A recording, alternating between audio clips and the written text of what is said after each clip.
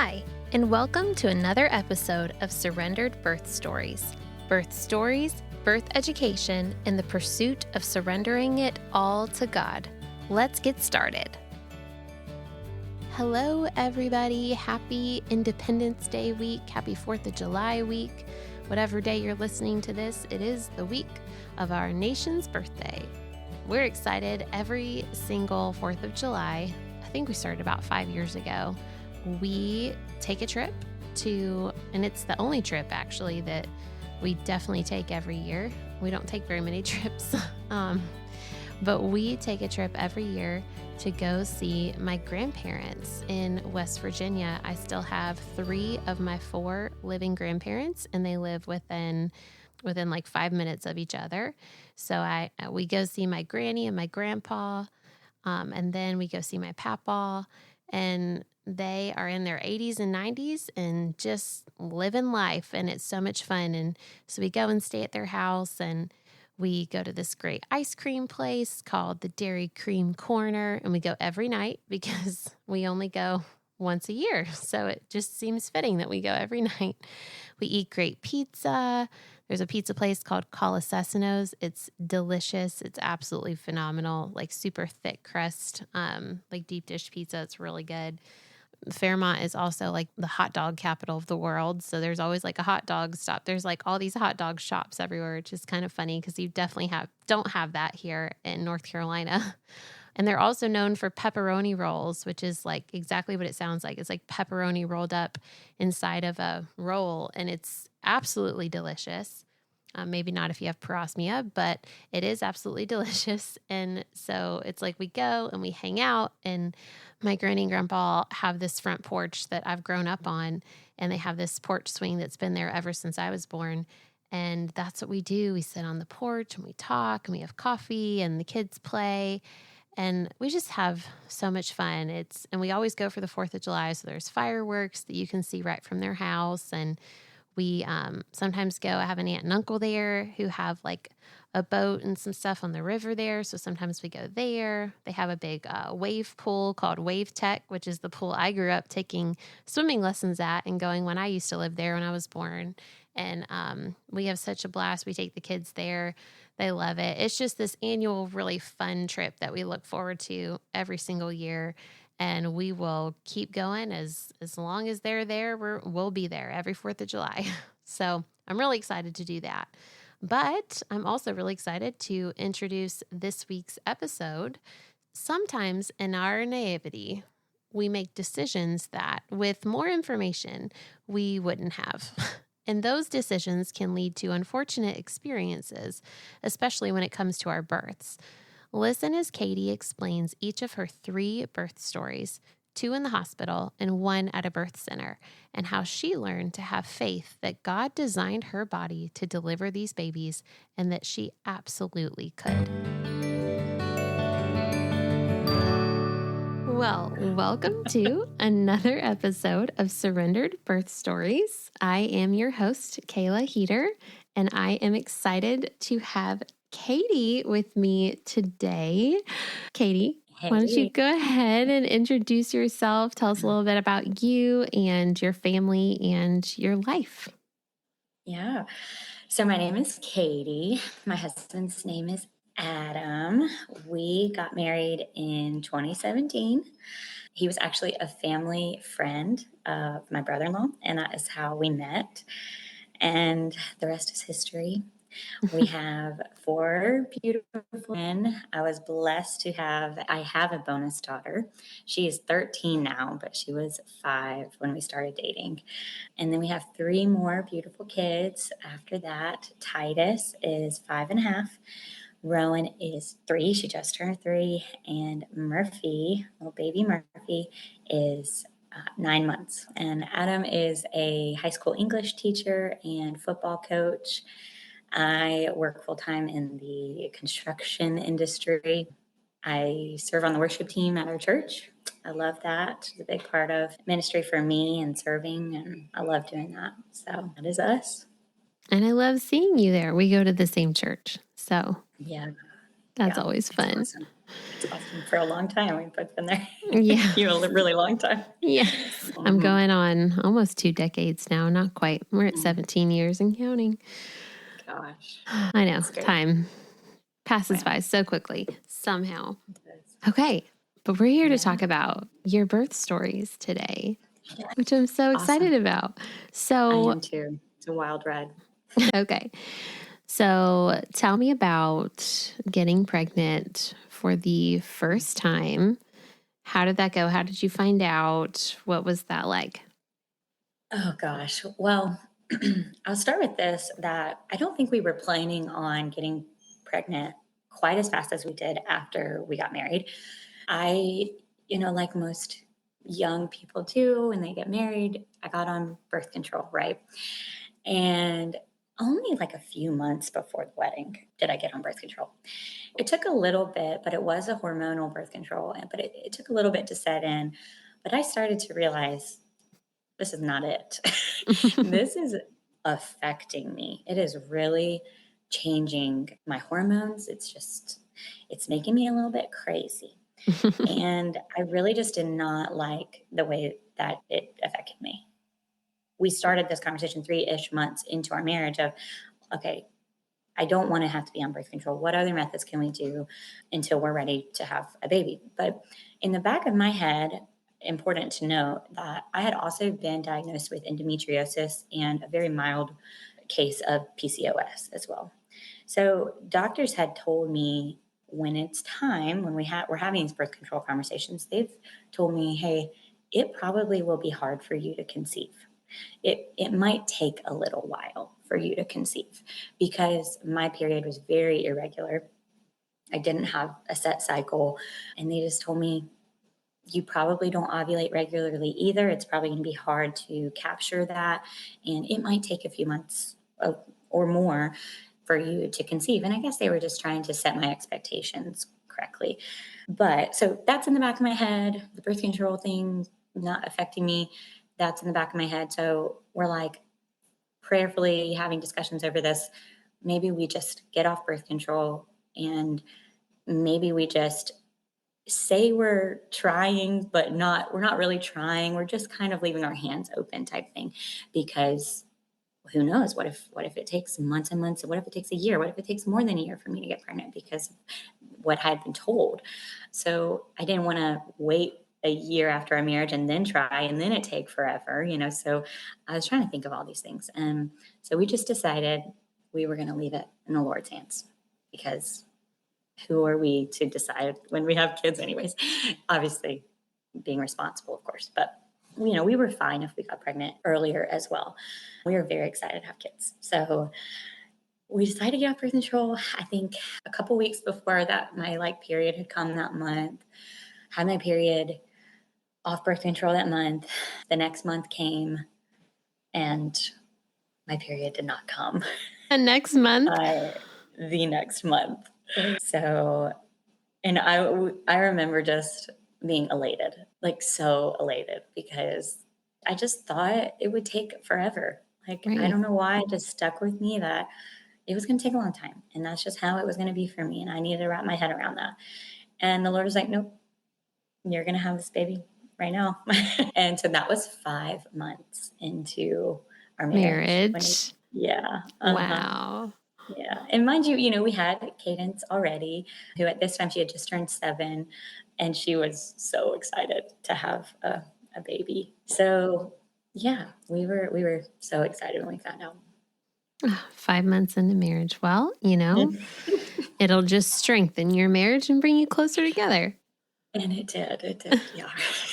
And I've known several couples who that is their story and they have a beautiful family. So, Mhm. okay. So how did that pregnancy go then? How did you feel? Were there any hiccups or bumps in the road or was it pretty smooth? Yeah, the pregnancy, I would say health-wise was fine. It was good. We had no major health concerns, at least with Titus's development. He was great. I was great. I was quickly learned I was going to be sick. I was not going to be the one of the blessed ones that does not get sick. I was very, very, very sick. But my sister was pregnant at the same time, and she actually had just found out about diclegus, but it wasn't covered by our insurance. We didn't want to pay out of pocket. So, of course, then it led to finding the trick of the Unisalmon B6. Mm-hmm. So I quickly started that, and game changer. It didn't obviously take away all of my nausea, but definitely made a difference for me when I took that combination at night. Mm-hmm. If I did not take it, I could feel it the next day. So as far as my prenatal care, at this point, I wasn't quite as natural holistic living as I am now. I was just starting out my eye opening to the world moment at that time. So, and I had always seen the same OBGYN that actually my mother went to when we moved here, and when my parents moved here. She started going to an OB in High Point, and so we just we just always went there, me and my sisters. And so that's who I just went to for prenatal care. And it was good. I didn't really know anything different, but there was, the rotation of doctors. And I remember going to those appointments as a new mom. And I've been surrounded by kids for a long time. So I kind of had this feeling like, oh, I know, like, I don't need to ask questions. Like, I know what I'm doing. But then I would sit in the appointments, and I remember them not being very like informative appointments, like sitting there being like, and they would say, what, do you have any questions? That dreaded Mm-hmm. question of, do you have any questions? Right. And I'm like, what am I supposed to be asking? Like, I feel like you should be telling me stuff. Like, I feel like there's more. Like, I don't know I guess I'm fine. I remember one appointment, I did have horrible back pain and also sciatic, like nerve pain. I would have these spasms. Oh my gosh. Sometimes they would like send me to the floor. That was really bad. And I remember asking, like, what can I do about that? Was there, something I can do about back pain? And I'll never forget the doctor that was in that appointment. His advice was to have the baby. What? Yeah, for my back pain to go away. He said, yeah, most I can tell you about that is just to have the baby. It's like, I was like, you're not even going to tell me to go to the chiropractor? Like the obvious answer that The everybody. obvious answer. Yeah. So, anyways, but How far along um, were you? that was pretty late in the pregnancy. I was big, like maybe not late, but 30, 31 weeks. Oh yeah. Okay, Still had so a ways later, to but go. not like the end. No, no, no, no. Yeah. I remember being like, well, that is defeating. Like, I'm not like 3 weeks away where it's just make it to the end. Like, that Maybe was. maybe instead of them saying, "Do you have any questions?" we should all go into those appointments saying, "Do you have any answers? Would you like to tell me anything?" That is so true. That would be equivalent. I'd be like, well, Oh, yeah. that's funny. That was Okay. my biggest thing is like new moms just like don't know what they don't know. It's true. And You it's don't know what so you don't know. frustrating. Yeah. So yeah, that Mm. was kind of the pregnancy. But All right. So by the end, I'm sure you're really uncomfortable and yeah, I mean, and I'm short. I'm 5'1", very right. small You are torso. short. And so I remember like my feeling just like everything was pushed and squeezed. My lungs, like I never can breathe during pregnancy. And he's born in August. So it was really big, really hot in the summer Mm-hmm. as well. And from like that 31-week mark to the end, his foot was up behind, like digging into my rib cage on the right side, just Mm. like the whole time. And I was like, that's good that he's head down, but I mean, this foot is killing me. I would like try to push it down, and yeah, it's funny. Aw. Okay, so we're at the end. How does labor start and when? Like, how far along are you? Yeah. Okay. So the day before my due date, the night before, I start feeling things. And I can tell they're just like little cramps here and there. And so I'm not really thinking much of it. I'm just like, okay, we're just going to go to bed. It's fine. So go to bed and sleep. Nothing keeps me up at night. They just kind of go away, those little feelings. Then I wake up about 5 a.m. Like it was early. I was woken up with more painful, just I can tell more intense feelings. And they don't go away. They're never like 30 minutes apart. They are coming every 10, 15 minutes apart. So in my head, I'm like, okay, this is it. We're starting. This is great. I, I do that for a little bit. I let Adam sleep. I go through it. I get up, whatever, walking around. Adam wakes up and he doesn't go to work. We're just like chilling. We watch a movie. I'm doing Mm-hmm. good and just hang out. And I'm just in my head, I'm like, I'm in labor. This is great. I'm happy. I still can talk through them. They're not like super painful, Yeah. but this is on my due date. And he was born, well, that was a Tuesday. So I actually had a standing appointment. They schedule you for an appointment on your due date. Right. And it was later in the afternoon. So I actually went ahead and called right when they opened at like 8 and said, hey, I've been having contractions. They're about 10 minutes apart right now. What do you want me to do? They were like, oh, just come on in. Like, maybe mid-morning, give it a couple hours and just come on into the office and Oh, we'll like check you, before see. your appointment?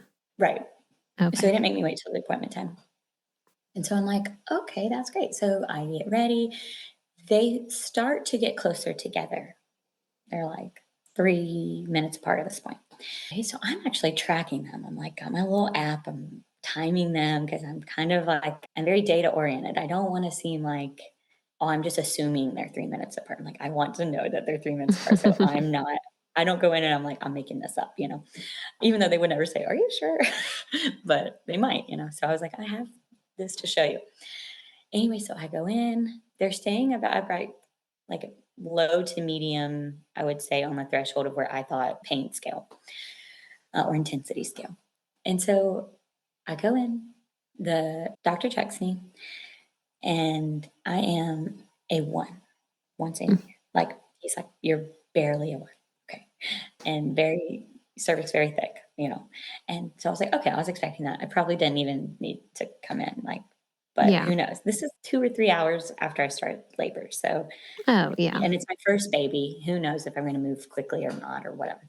So he's like, just go home, eat some spicy food, take a walk, whatever. So I was like, okay. Right. So we leave, we go home, we get some food. I don't want to walk around outside because it's so hot. So we Mm. go to Target, we walk around at Target, we Mm-hmm. go back home. And they had told me that morning, they were like, if things keep going, give us a call before we close, like the actual office closes, and we'll check you again this afternoon so we can get an update on where you are rather than you going right to the hospital. And I was just like, okay, cool. Hopefully I'll be like in active labor and be admitted by then, but that's cool. We'll do that. So I make it and they do not waver from the 3 minutes. They're between 2 to 3 minutes apart. I can tell they're getting more intense. I'm having to stop. I can't walk through them. I'm like, okay, these are good signs. So we make it to about 4 o'clock, 4:15. So I do what they told me to do. I call and say, they have not gone away. They're still happening, blah, blah. And the nurse there is like, oh, actually, the doctor is over at the hospital right now. And so let me try to get in touch with them. So it puts me on hold, wait. And she comes back and says, actually, I told him, what you told me about your updates. And he just said, just go to the hospital, meet him there. Mm. It's like I can already see where this is going. Oh, yeah. The writing is on the wall. But, at the time, I just didn't know. I didn't know. Right. I wasn't prepared. It's like, okay, they told me to go to the hospital. I'm going to go to the hospital. So we go and we bring all of our stuff. We're like, this is it. We're going to go have a baby. This is great. I've been in what I'm calling labor. I'm having contractions, whatever, since 5 a.m. this morning. Right. And they've been consistent and close together since 8 a.m. this morning. Like, this is a lot of time, I feel like. And I am tired. Like, I'm already worn out. Those are Right. a lot of hours, you know. So we go to the hospital, get in. I will never forget the look on the lady's face when I told her that I was there to see the OB, that was there to be checked because that's what they told me, go to get checked. And she looked at me like I had 3 heads and was like, well, you can't just come to the hospital to be checked. what are you talking about? Well, we have to admit you for you to be checked. What? And she was really treating me not very nicely. And I had to stop her. I was like, no, I called the office. They told me to come here. Like, I'm not just walking in Right. Off the street. blindly, like thinking, oh, Yeah. I'm in labor. I'm just gonna come in. Like I am, they told me to come. So then she's like, oh, okay. Well, if they told, okay, all right. And so then she changed her tune a little bit, but she still like was like, no, well, we have to admit you. Like, Right. so I had to get full hospital gown, do the whole thing, and get in to a room on the bed. They check me, or the doctor comes in, he checks me. Where was I? Still a 1. Still a 1. Mm-hmm. Still a 1. Oh. So I was still a 1. I was pretty devastated. And I don't say that lightly. Sadly, that is a reoccurring theme of this birth story, is that I went through a lot of emotions, but a lot of them were just disappointment. And that was the start of it, because he said my cervix is a little bit thinner. So it looked like there had been a little bit of process, but not anywhere near where thought I would be after hours and hours of contractions. And I was tired. I was, just mentally, physically tired. But he's, you know what, why don't you go home, try to get some rest if you can. I'm sure that this will pick up and we will see you back in a few hours. Now, this part of the story is a little bit odd. I don't want to say anything incorrectly, but that check, when he checked me at the hospital, it was very painful, very painful. And looking back now, after my other stories that I'll get into, but looking back now, I can probably assume, or I can wonder, I have a good idea that he probably stripped my membranes a little bit during While that he was checking you. Yeah. check. In the moment, I did not know. I just thought, this is painful check because I'm in labor and this feels different. But looking back, I'm pretty sure that's what happened, and why he was so confident to say, You'll be you'll back in a surely be few back hours. in a few Yeah. hours and you're going to have this baby and be great, trying to be all positive. But this is important to note. I forgot to say when I was thinking about the rotation of doctors. So at this office, I really liked mostly all of the doctors. There was one in particular, though, that I remember me and Adam, when we went to appointments, were like, he's nice and all, but we probably would prefer somebody else be on call when we go into labor, because, well, we are fun. We like to just make Laugh. the best of things and stay positive. Yeah. And that was just not the vibe we were getting from him. His bedside manner was just very dry, very, I don't know, not conversational. And we were like, we'll be okay if it's him. I'm sure it'll be fine. But we would just kind of don't want him. And he, of course, was the next doctor on call after this doctor Yeah. that was on call, which this doctor that was on call, he actually delivered my youngest Oh, so there's some 23 family history there. 23 years ago. Yeah. Wow. He was still practicing. And, that's kind of the biggest reason we were even at that office. But so I felt good about him. And he was like kind of our number one the whole time, because he just was so nice and family ties, whatever. But I knew he was leaving and probably would not see him, but that was fine. So go home from the hospital after apparently being admitted, in quotes, from that Right. nurse for that to be admitted. And, at this point, my mom comes over offering support, and we just start working through contractions. I have exclusively back labor. And that is not for the faint of heart. And they just continued. They never died down. I could not sleep. I tried to lay down, could not. So during that time, I was just laboring. I did the mile circuit. Of course, Adam was applying a lot of back pressure or counter pressure. And I made it until about midnight before I said, okay, I don't know if I can do this. Did you have like a like a birth plan? Like, did you have a way that you were trying Mm, to birth going into this mm. birth, or was it just sort of like fly by No. the seat of our pants? We'll see what Mhm. happens. One of Yeah. those. Okay. Sadly, yeah, I think I went into it way more confidently than I should have with being as unprepared as I was. I totally I totally think you should go into birth very confidently, but you also need to be prepared to have that confidence. And I was not. Like, I was not prepared, I don't think, but I thought I was. I think I Yeah. thought, like most new moms do, just they're gonna take care of me and they're gonna tell me what I need to do. Right. Looking back, like where I am now in my life, I hate that I even had that thought, but we go through things and we learn things.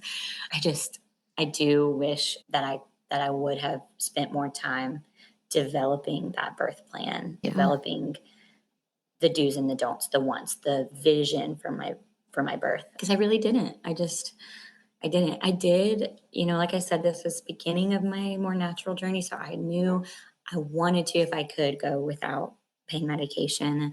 I knew I wanted, if I could, to go without intervention, but I definitely wasn't like as opposed probably as I am now. Yeah. I was more open to the idea. So, but around midnight, that is when I think my mind started going to, I don't know how much longer I can do this. And Yeah. I I'm not getting anywhere. Like, Yeah. why is it not working? I thought it was me. Like, what am I doing? Am I tensing up? Am I not breathing? Am I right? What am I not doing? And I remember being so upset and frustrated with myself because I was like, I didn't do anything beforehand to teach myself how to go through labor. I just thought my body would do it. And now it is my fault. Like now No. I'm not progressing because of something I'm doing. Like what's going on? It was just such a mental like battle. But anyway, so that around midnight we decided to go back to the hospital and that was going to be it. I was like, no matter what, we're going to go to the hospital and have this baby. Do you So think they were we any go. more intense at home after he supposedly stripped your membranes, or do you think, Yes. okay, all right, Mhm, just checking. mhm. Yeah, I would say they got, like, to that medium range. We revved up. Um, Okay. yeah, revved up definitely a little bit. But it's hard to tell too because I was having them for so long at that point. I was like, "Are they just getting more painful because my pain threshold is dying down because I've been having them for so long?" Yeah. Like you're But tired and yeah. but anyways, So you're we back went to at the the hospital, we got hospital. there, yeah, around 12:30, and do the whole process of getting checked in and into a bed. And yeah, the nurse's face, I will not ever forget. So, you know how some nurses and doctors, when they check you, some of them, like, they seem far away from you when they check you. Some Mm-hmm. of them seem like very close and like kind of hover over you while they do it a little bit. Mm-hmm. This nurse was a hoverer. And that's important because I felt like she was 2 inches from my face. I'm sure she was not, While she's but I checking just you. yes, I felt like she was so close to me, and I remember having all this pent up worry and anxiety, this, like, impending doom because of this check. She starts the check, and I can just see it on her face. She looks at me 2 inches from my face and says, "Oh, honey, you're a 1." Oh, Katie. And I immediately lose it. Yeah. Like, I'm just in tears. I'm like, "What is going on? What is wrong with me?" Like, all of these thoughts are just like, I for sure was like, "I can't do this anymore. Nope, not gonna do it. This isn't working. My body's broken." So I just felt like giving up, but I was like, had my moment, came back, and I was so nervous that they were gonna send me home. Yeah. I didn't know what the next step was. But I told her it was in the middle of the night, and I was like, "I'm not going home. I don't know what to do. This isn't going away. It's been this long. If it were to stop, I feel like it would like, if it were to die down and come back, if this wasn't real, I feel like it would have done that by now, but what Yeah. did I know?" So, anyways, we made the decision to stay, and they allowed us to stay, even though that wasn't necessarily policy. because I was only 1 centimeter dilated, but they started me on Pitocin at that Or point. after you opted for an epidural? Before. Mm. Yeah, that was the first. That was the first step I'm because I was holding like, my okay. uterus right now for you. Yeah, well, that was the first step was the Pitocin because I was like, I do want to try to go as long as I can without it. And I Mm. still was holding my guns on that. And it did not take long. I think by the second contraction that I felt after they started the Pitocin, I said, I'm gonna need that epidural now. I need that now. Yeah, I changed my mind. No. So I had that moment of surrender in that way because I was like, I can't do it. And got the epidural in the middle of the night. And then I slept. I was like, thank the Lord, I can sleep. Yeah. So I slept till the morning. I remember my epidural kind of wearing off in the morning and we got the day going. You know, they're monitoring, everything seems fine. Where they think I'm moving and progressing along. So in the morning shift comes in, they're like, okay, is it okay if we check you?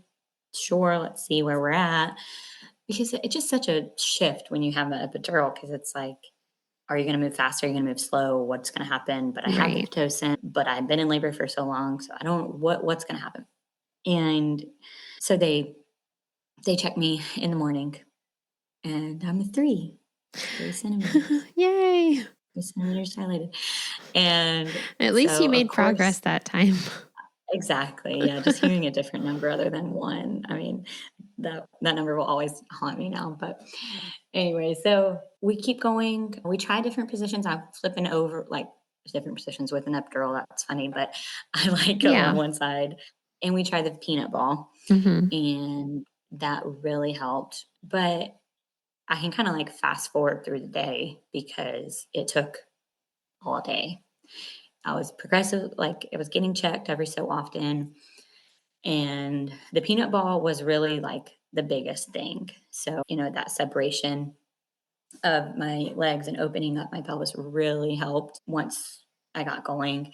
I remember being happy as a clam. I remember Adam got food because he was really hungry. He, like, didn't even eat, and I was starving too, and of course, you know, they're like, "Don't eat."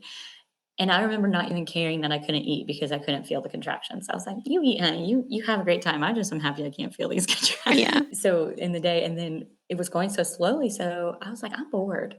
And so Adam had his dad bring because he was coming because we thought we were having a baby. So he came into town. He lives like an hour and a half away. He brought cards and we played spades around the Around the around hospital the bed. table, the hospital bed. Yeah, we played cards. And we were just waiting, you know, we're just like, we're having a baby, we're just waiting. And it was just funny, you know, it's just so Yeah. different. It's just so different, but it was fine. But yeah, so it lasted all day. My sisters ended up coming, and my mom after, you know, the work day ended around 5 or 6 o'clock. And we had decided previously that it was just gonna be me and Adam in the room when I actually like delivered the baby. So they had just come in to offer support, hang out for a little bit. And during that visit, when they were in there around that 5 or 6 o'clock mark, I started to get extremely nauseous. I was like, something is wrong. I'm really, really nauseous. And then I also got the shakes, really bad shakes. Mm-hmm. And I did not like that. I do not like not being in control of my body. The epidural was already hard enough because I couldn't feel. Feel. And then I started shaking uncontrollably and I just was in you know, turmoil. I was like, I have to stop this. I have to like get control. But I just couldn't. And I remember a few nurses coming in during that time doing some stuff, but there were a lot of people in the room. And, you know, they had been taking my vitals. So it didn't seem odd that they wanted to take my temperature, but they did. And I wasn't paying attention. I was like about to throw up and shaking. And I was facing my mom, and I remember seeing a look of like horror on her face, basically, after they took my temperature, and it's sticking out to me like, "What?"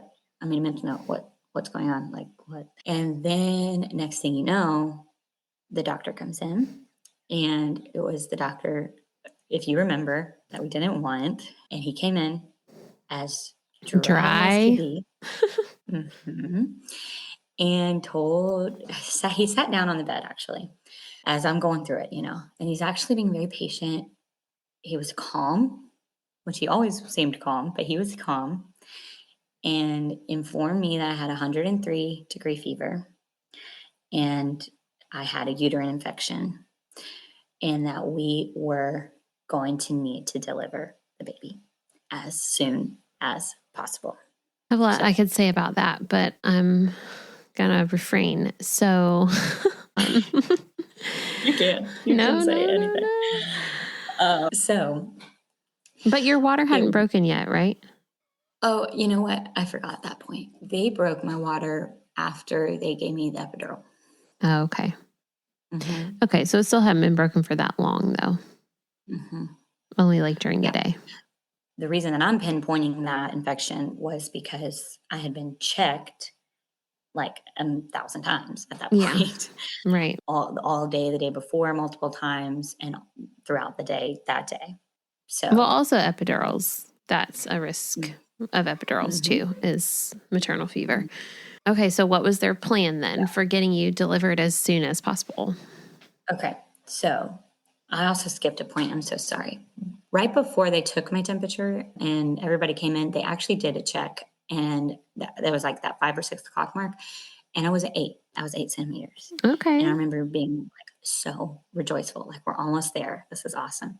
So then 30, 40 minutes go by, and that's when all the high temperature happened, and we're sure I had a uterine infection. And but also nausea and shaking is just, those are symptoms of transition as well as like you transitioning into pushing, not necessarily, fever, just. Yeah.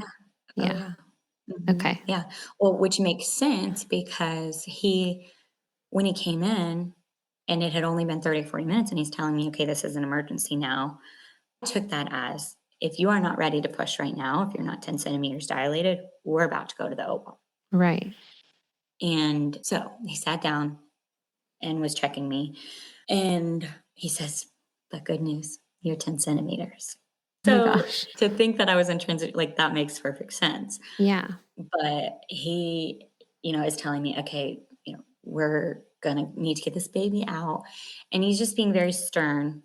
And in the moment, I was taking everything he was saying, like I was like, yeah, there's real danger right now. I need to get my baby out. I need to be serious right now. And I need to get my baby out as fast as possible. I need to push well. And so I think the Lord just knows what we need in moments where we don't think we know. Because throughout my whole pregnancy, I was like, I don't really want this guy because I don't want to take things too seriously. And then in that moment when it switched to, oh, actually, we need to be a little bit serious right now. We need to take this situation and handle it properly. And he, I think, did a good job of preparing me for that in that moment when we thought that there was a need to get the baby out pretty quickly. And it prepared me in my mental state to kind of, okay, shift gear, get him out. Yeah. Had you felt the urge to push yet? No. Yeah. I guess I felt pressure, but with the epidural, like, honestly, it was hard. Yeah. It was hard to know and like really be in tune with anything that was going on. Right. And I hate that, but that's what it was. So anyways, they got the table, as they say, this infamous table that they always say in the hospital. And they're like, get the table with all of their like stuff on it. So we get the table and bring it over and we're ready. We move down and this is about 7:10-ish. And I pushed during contractions. I think it took 3 total pushes and he was out. What? And you hadn't felt pressure before then? That's wild. So I don't know. Maybe I was supposed to be feeling pressure and the epidurals usually don't take the pressure away. They usually just take the pain away. That's true. And I may be just forgetting. Or maybe you're just like a rock star of a pusher too. I don't know. I think my mindset was like, I have to get this baby out now. Well, yeah. I'm not going to scream. I'm not going to like waste my energy right now, because I thought he was baking in there, basically, is what he described to me, you know. Oh, I he was literally was fine, like, but yeah. my temperature is 103. I'm like, this is bad. My whole uterus is inflamed and infected. I need to get him out of there. Like, that was my mindset. So yeah, 3 pushes, he was out. I was, of course, on my back and on the bed and held right away, which was great. We did not have anything in place for kind of that 3rd stage. I was already on Pitocin, but we didn't have anything really planned. I didn't quite know about delayed cord clamping at that time. So everything was pretty normal as far as that goes. So then how was your recovery and postpartum and breastfeeding and all of that journey? I totally forgot to mention, by the way, after my first push, totally forgot this is important. After my first push, he actually did do an episiotomy. That's a huge important thing to say. I know. I totally forgot that. Sorry. That would also play a factor into why he came out so quickly. But why did he feel the need to do an episiotomy? He said, and he did tell me before, I said, did he ask you? Yeah. Well, yeah. Okay. Tell me his exact words if you remember. Kind of. No, I wish I do, but I don't. I think it was between an ask and a tell, like, hey, I can see that you're starting to tear. You're going to tear in a very undesirable way. Do you want me to control it with an episiotomy? Was kind of the mindset. Oh, the manipulation that just happened in that sentence. Yeah. I remember agreeing because I was like, oh yeah, I mean, I don't want to tear sideways, I don't want to go in my leg. Like, you know what I mean? I didn't know. I just didn't know. Okay, so let's just pause and sit with that for a minute, okay? Because it's like, I tell people sometimes the hardest part of doing this podcast is not, jumping on my soapbox every time someone says something that either they don't know isn't right, or they you know what I mean? It's just hard for me to sit back and just listen sometimes, but I really do my best to just let people tell their stories. But I also don't want people to think that's okay, or that's normal, or that should be expected, or that's fine. So there are things that I let slip by, and I'm like, okay, all right, that's great. I want you to tell your story. This is great. But I cannot let that one slip by. So what he just did there. And I'm fine with it, because there are a lot of things in my first 2 stories that are infuriating to me when I think back about it. Infuriating. Well, this is probably one of them. Him telling you you're going to tear in an undesirable way is, first of all, absolutely ridiculous, because let's just talk about how the vagina, how God, I know this sounds weird to say in a sentence, but how God designed the vagina to stretch. It was designed to stretch, and if torn, it was designed to heal. So it's not something that needs to be intervened. So when he says undesirable to tear, that means undesirable for him to repair, is what that was code for. And I can tell you from a mom's perspective, tearing naturally and maybe having a few stitches after versus tearing like surgically, like being cut open and then being stitched up. Those are 2 totally different healing processes. It takes a lot longer to recover and to heal from a surgical tear. It's not a tear, it's a cut from a surgical cut than it does if you tear naturally. And it's a lot more painful, and the recovery time's a lot longer. And it leads you prone to future issues down the line for future babies when you've been cut in that way than if you were to have just torn naturally. And it does such a disservice. The only person it helps is the obstetrician. Because if baby is not in true distress, which it does not sound like baby was in true distress, it just sounds like you're pushing your baby out and here he comes. But it's very normal for it to take a long time to push your first baby out, especially on your back with an epidural. It's expected to take a long time. And so I think, I truly think from what you've told me, that he did it out of convenience for himself and himself alone, which is infuriating because of the fact that it's your body, not his body. Yeah, exactly. And that was completely unnecessary. And I tell in my class, this is one of the things I teach in my childbirth class, is that if somebody is asking you for an episiotomy, and it's not going to sound like, do you want an episiotomy? They're never going to say it like that. They're going to say things like what he said, or they'll say things like, if I just make a little cut right here, I can have your baby out to you in your next contraction. If they're putting it in that way, it is not necessary and you do not want it. Like, it's not. And a lot of moms have no idea. And they're feeling so vulnerable because all they're thinking of is wanting their baby and wanting it to be over and wanting to move forward. And it's, it hurts. I was in no place mentally to make that call, have that decision. And like going in, I just blindly trusted that it was only going to happen if it needed to happen. And if it needs to happen, then they'll tell me and it'll be fine.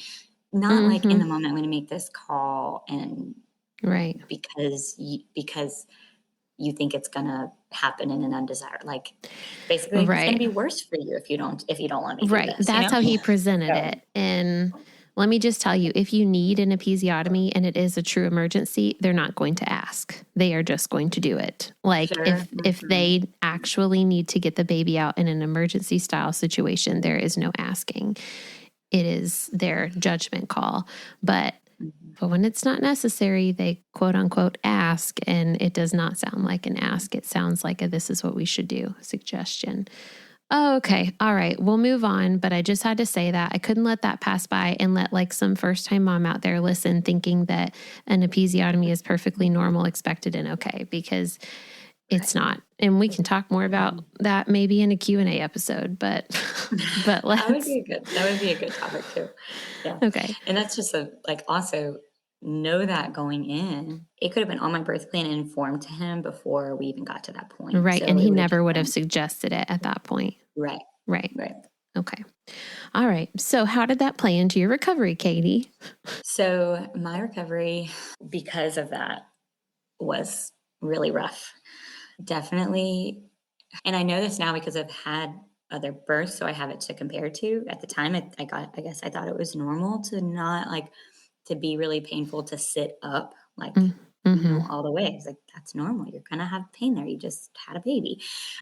But now I know normally if you don't have that horrible cut down there, it actually is not that painful. It might be a little sore and whatever, but it's more so internally that hurts, or you're back from the counter pressure.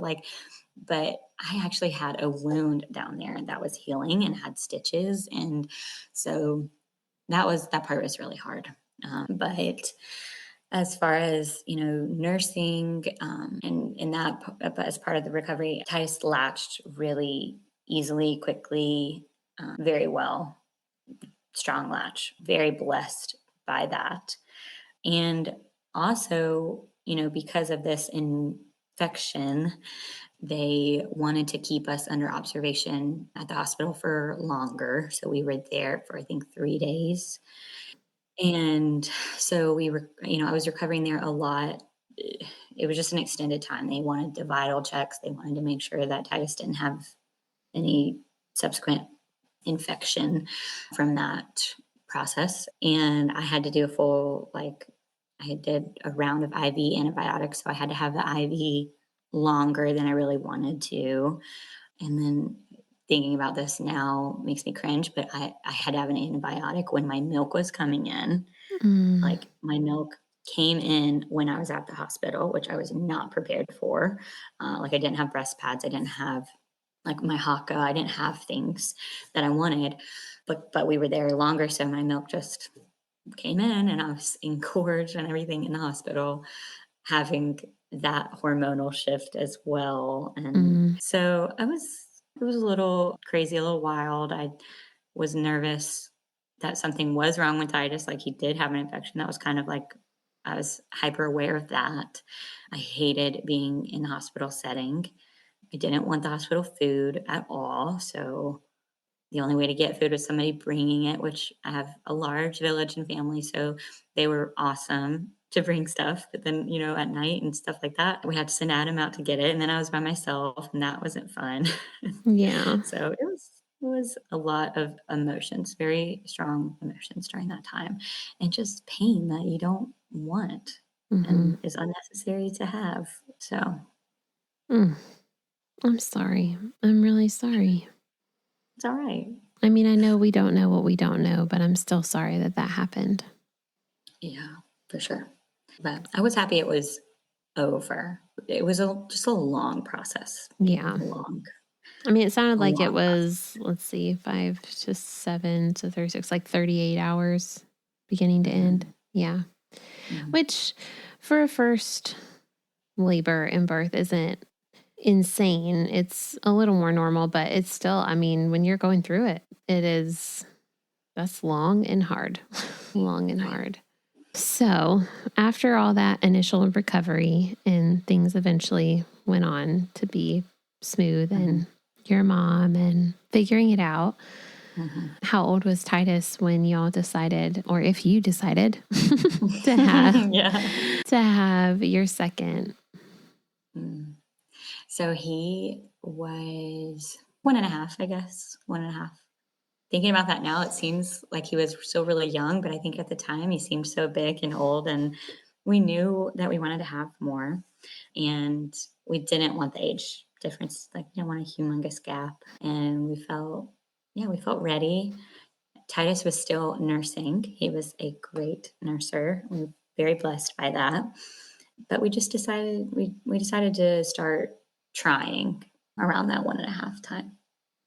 Cool. So then I guess how long did it take? With Rowan, it actually took a little bit longer. It didn't just take 1 month. I think it took probably 2 or 3 months.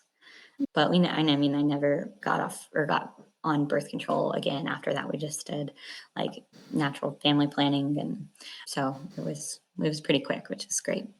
During that time, I definitely had done a lot more research. I was like, "Okay, we're not gonna have this same experience again." And I had a friend who actually had good experiences with the midwives at the Women's Center in Greensboro. And I knew in my mind, I was like, "Okay, I do not want OB/GYN care." I was like, "I need to switch." I didn't know what really that looked like for me personally, but it's like I just need it different than what we just went through. And so, from the advice of a friend, she really liked this one midwife at one of the centers in Greensboro. And so I was like, great, let's give her a try. Did that. I always felt really welcomed at that office. And I could tell immediately that their whole perspective on birth was so much different. And even though they perform, or they assist with births in a hospital setting, they still have a very different outlook. And so that made me a lot more comfortable. And I also, through my research and things like that, I really, really had honed in on wanting a water birth. It was like, I really think that if I were to get in warm water, that it would help my body relax, rest in these contractions, and actually work. Because again, I'm still thinking, okay, this is me, this is something I did, and maybe I can do something a little bit differently during the process if labor goes the same way to assist and try to dilate a little quicker. So at the time, the new Women's Center at Cone had just opened. And I remember taking a virtual tour of the facility, like online, and seeing the new water tubs, like the birthing tubs that they had there. And I was like, gosh, they're beautiful. And the rooms were really beautiful and new. And so I just kind of felt led. I was like, I think this would be the right path for us. I didn't really consider home birth. Adam was really not comfortable with home birth. And honestly, I did not even think, I don't know why I didn't even think that a birth center would be the correct path for me. I don't know why I didn't really consider it a whole lot. And the local one had recently shut down. This was, I don't know how recent it was, but 2020. I remember Yeah. it was 2020. Mm-hmm. Well, then, yeah, we got pregnant in the fall of 2020. So I was like, okay, crap, that's not an option anymore. And I didn't think to go outside of that option. And so I just kind of rested in that decision to do it a little bit differently, still at a hospital, but a different hospital and under midwife care. So that was the path we chose. So then with that, did you feel like your care throughout the pregnancy was like different than with an OB, like your appointments and prenatals and stuff like that? Definitely. I think to a degree, you always get that dreaded, do you have any questions? Question.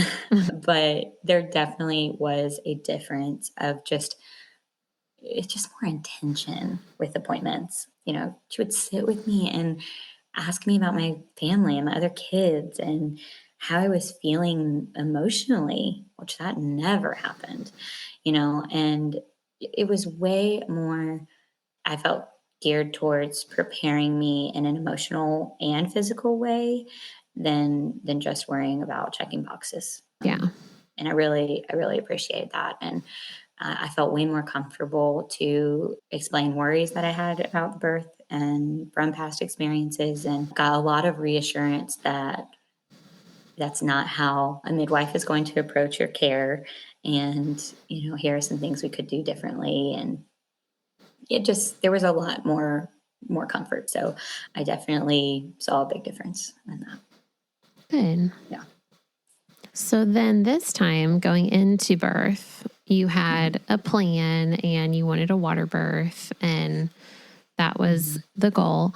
So how far along were you when you went into labor this time? It was the day before my due date. Due date Like again? clockwork. Yeah. Well, I didn't quite go into labor, but that's when I started to feel things happening. Yeah. And I was like, oh my gosh, that's so funny. It's almost the exact same timing as the night before my due date. Started feeling it again, little things here and there, except for this time, they didn't go away. They lasted throughout the night. I was able to sleep. They started out further apart. So they were about 20 to 30 minutes apart. I would say mild contractions or Braxton Hicks even, like, just getting started. And so I was able to sleep between them, but still gearing up mentally. I was like, this is it. This has got to be it. And I had done, I would say, a little bit more preparation before this one. Looking back, not nearly as much as I should have, but I tried my best. What did you do I worked. differently to prepare? Okay, so my friend the same friend that recommended this midwife, she was training to be a doula at this time. You probably know who I'm talking about. And so she offered the services for me to kind of get her training or license or whatever. And that process, you have to have like a certain amount of hours. So she was like, I want to walk you through the process. And I was like, oh my gosh, I'd love that. So we had a couple meetings, and she walked me through like a birth plan template and a lot of stuff I had thought about already, but it was so good because there were some things that I thought I had thought about and I hadn't. Like when it really came to putting them on paper, I needed to do that. I needed to think through it. I wanted to talk to Adam and be like, okay, we're together on this. Like I want you to be informed too on what my preferences are and make it like this is an us thing, not just a me thing. And so I actually had a birth plan on paper. She walked me through a postpartum plan too, which was awesome, and what that's going to look like. And yeah, I was just really thankful for that. So going in, I approached it a lot differently. I definitely knew I wanted to do the water birth. My midwife was aware of that on the front end. I definitely, obviously, didn't want any pain medicine or anything like that. I did not want to be induced if we could avoid it. They still had the policy of going past a week, I think it is, that on your 41 week 41? mark, is that what it is? I think it's 41. For most OB's offices, but you can also, you can definitely go to 42. You just have to make that known. Yeah. Well, thankfully we didn't get there. We did not get there, but I didn't want any kind of other like interventions or induction or anything. So yeah. So you're having contractions all night long. Birth story, but contractions all night long. Wake up in the morning, probably 6 a.m. or so, and I feel them getting closer. I mean, they were progressively getting closer throughout the night. So we've been about 10 minutes apart for a few hours at that point, and let everybody know I wasn't going to work, and just kind of move throughout our day. It was a Friday, and we wake up. I have a birthing ball at home, and my mindset is this is going to be the biggest marathon of your life because of the trauma that I had from going to the hospital and being in the office and being checked so many times with my previous birth. I was like, I'm not going until the very end. Mm-hmm. I might have this baby at home because I'm going to wait so long. Yeah. Because I knew that would just kick the wind out of me. If I went again and I was not. So that had been my preparation beforehand. So we just kind of labor throughout the day. My friend comes over and she's so great, getting me water, getting me stuff. My mom comes over, and we took Titus to daycare. He was at daycare at the time, and we're just having morning of birth and good stuff. I don't think I called anybody. I don't think I warned anybody until much later. We get about midway through the day, and at this point, they've been 2 to 3 minutes apart. They're picking up.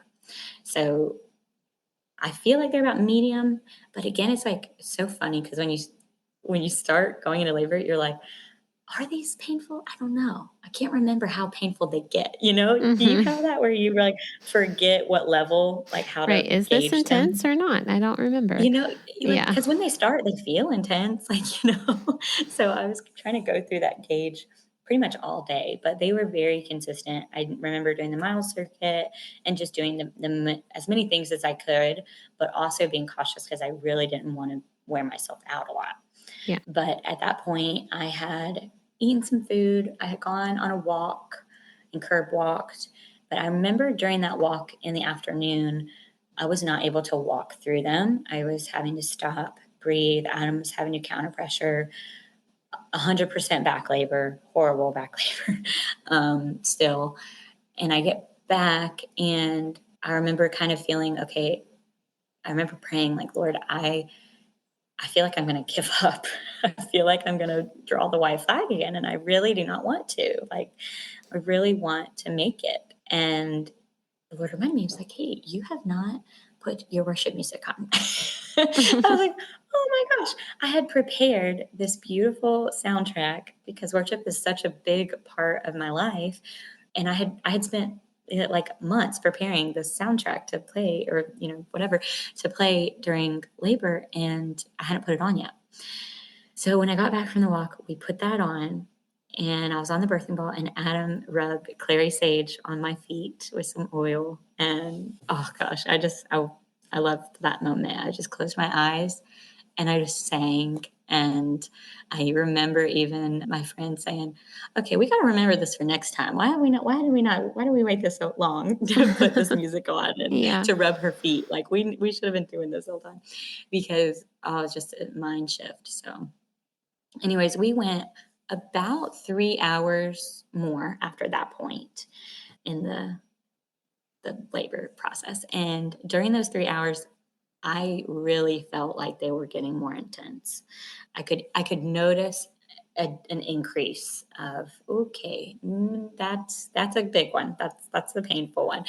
And so at that point, I remember it was 5 o'clock, and I said, okay, I want to go to the hospital. I want to go now. And I called the midwife a little bit before that and just told her, and actually my midwife was on call at the hospital. So that was great. The one that I had actually been to, which there's a bunch of them, so I Yeah. had already accepted the fact that there was probably a higher percentage that I was not going to get the one that I had been seeing. Right. So anywho, but I was so encouraged. She was there, and so we made our way, and I'm thinking, this is it. This is it. I'm going to have a baby, bring in stuff. And I remember also having a decision fatigue because I wanted to wait as long as I could, but now it's your second baby, and you're like, maybe things are not going to go like they did before. Mm-hmm. And I have all of the on writing, the signs, the 2 to 3 minutes apart, the gaining in intensity. Like, I have all of those things.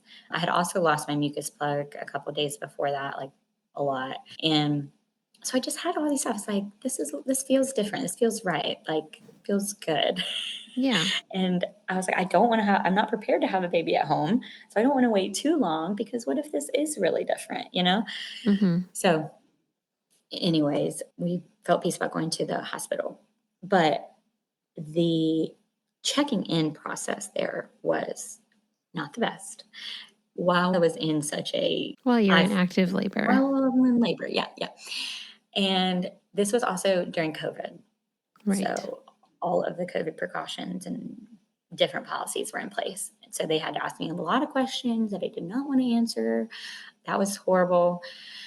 And when it was time, they put me in a waiting room after I got checked in, a waiting room to go to the maternity assessment unit, not even to go to the Like birthing floor. triage. Yeah. And I get called out of the waiting room, and they tell Adam that he has to stay in the waiting room. And mind you, like, I'm pretty borderline not okay if he's not doing counter pressure. Yeah. And so I kind of argue with that a little bit, and they're like, "I'm sorry, this is what you have to do." And at that point, I'm just like, "Oh my gosh, okay, screw it. Let's get this done so that I can get back to my husband. I'm in labor. Like, please, Mm-hmm. I'm gonna hurt everybody." Yeah. So they put me in this assessment room with basically a computer, a desk, and a table. This is not a birthing room. This is like Yeah. not a birthing room. And they get me all checked in, gowned up.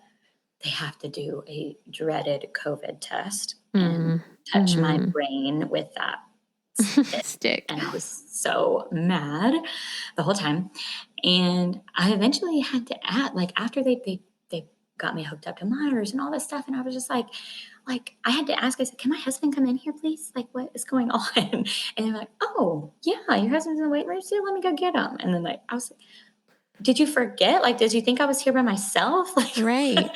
what is happening?" So they finally let him back in, and I was like, "Oh, thank the Lord," because it was not good.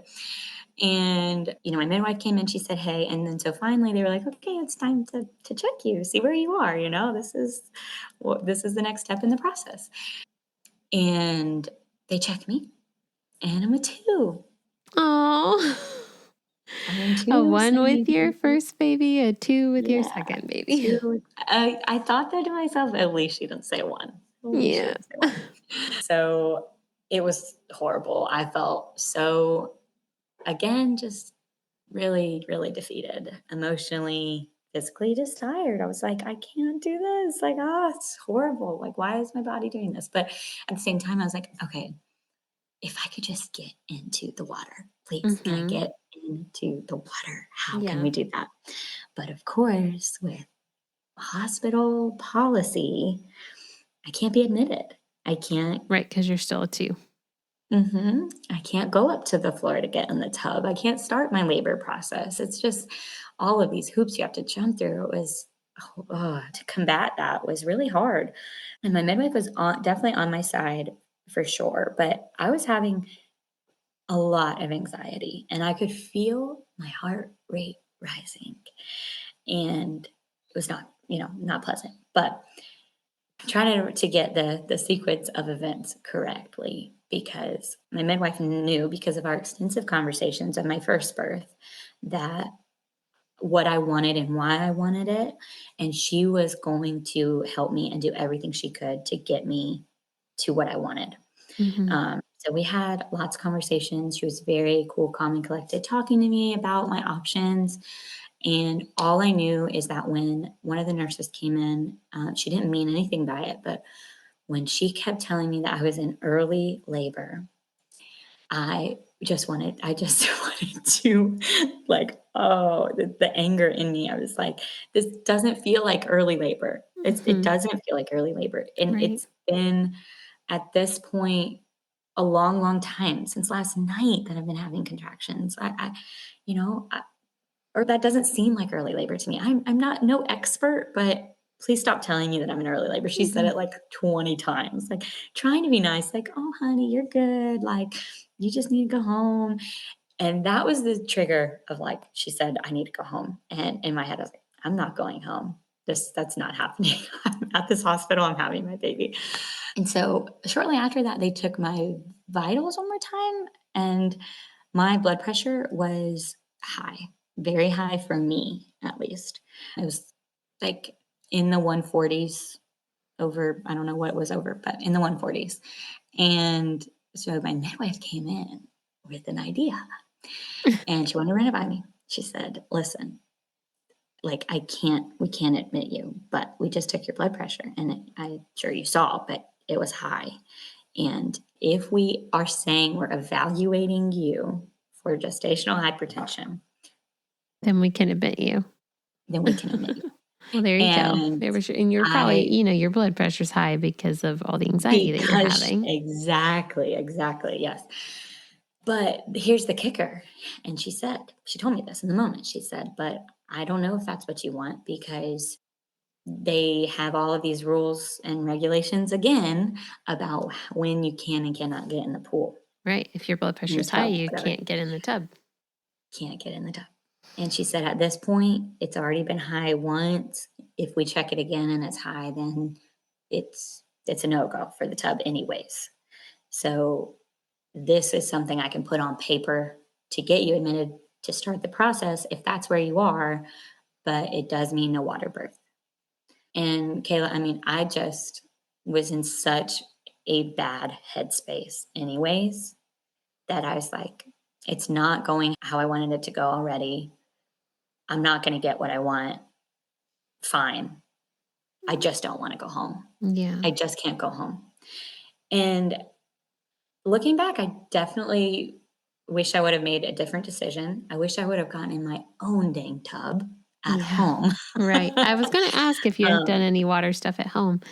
I hadn't. And I kick myself when I think about that, because it's so frustrating. But you live and you learn. But looking back, I'm like, why didn't I just make that decision to get in the bathtub at home and labor there? Because I just didn't know. I was like, "But what if I move quicker, and what if I'm further along? Then I'll just go there, and I wanna be settled. I don't wanna have to Yeah. think, 'Oh, I'm in the bath here, and then I'm gonna have to get out, and when it feels intense, and Rush. then travel to Yeah. the hospital,' and Yeah.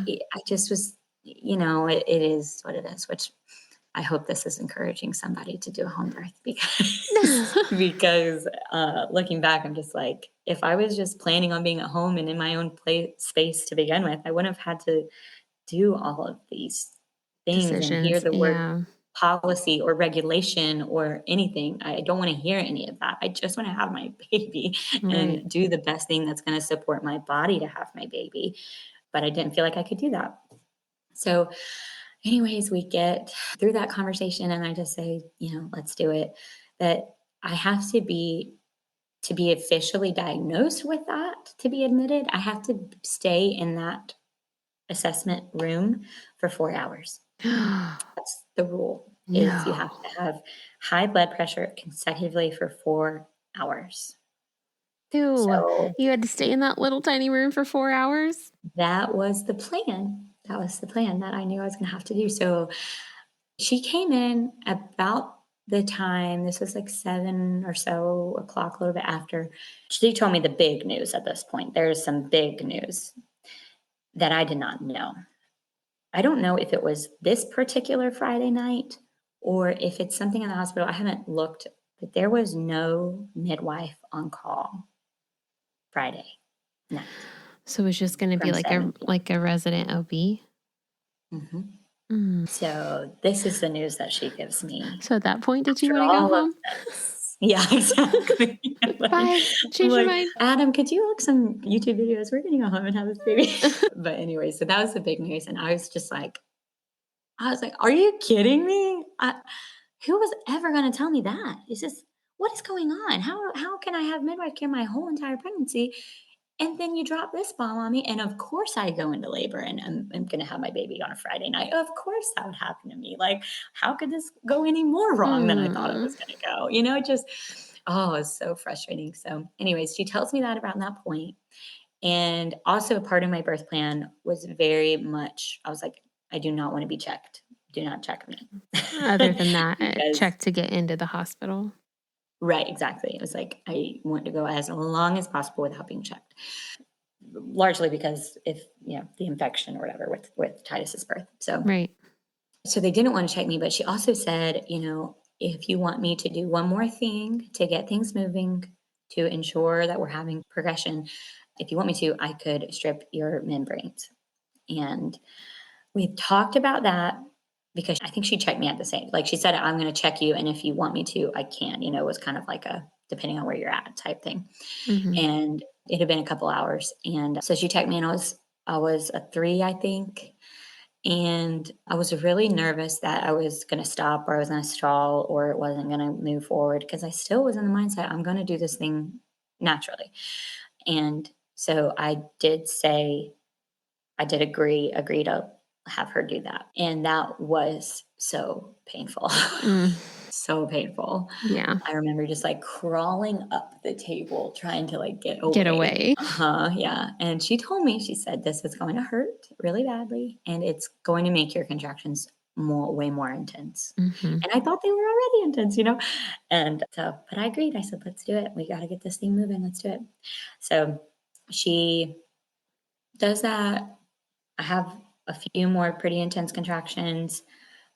We go throughout that process, and something about that made my contractions a lot. They just felt different. They felt like they were in the front and the back. They felt Yeah. just different, and to the point where I was verbalizing a lot. Mm-hmm. And when she checked me, I was 3, I think. Did I Yeah. say that? I You was a said 3. 3. Yeah, and then so I'm thinking, "Okay, this is just hopefully they're doing something now. Hopefully they're moving. We're gonna get going. We're gonna get, progress here." So she leaves. We say goodbye. I'm like, "I don't know who's gonna take care of me the rest of the night, but we'll see you later, I guess." And then at the end of the 4-hour mark, so it had been 2 hours or so since that, um, at the end of that 4-hour mark, they come to check my blood pressure again.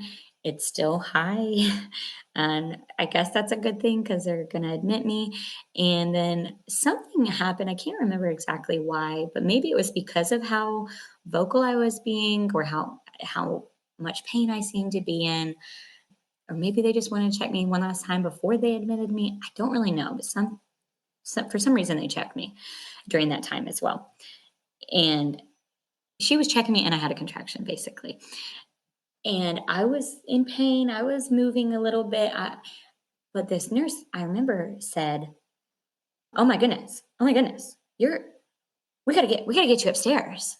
And starts like this very urgent, like momentum. And I was like, okay, all right, we gotta get me upstairs. She's like, "You're a 6. You're a 6. We gotta get you upstairs." Like, I don't know. There was just this urgent thing. And to this day, I don't know why, because even if I was 6, That's not urgent.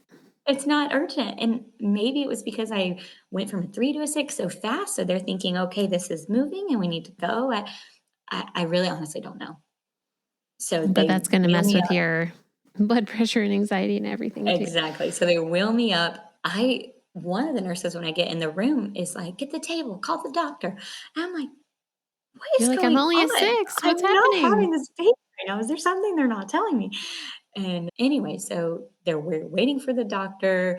I kind of get cooled down. This nurse, I remember her, she was just so, so sweet and calm. And she was the nurse for emergency, like intake on the Uh-huh. floor. I can't remember what they're called. But anyway, so she was the one to come and help us get settled in the room. And because they thought it was like we were rushed. And so then she checks me.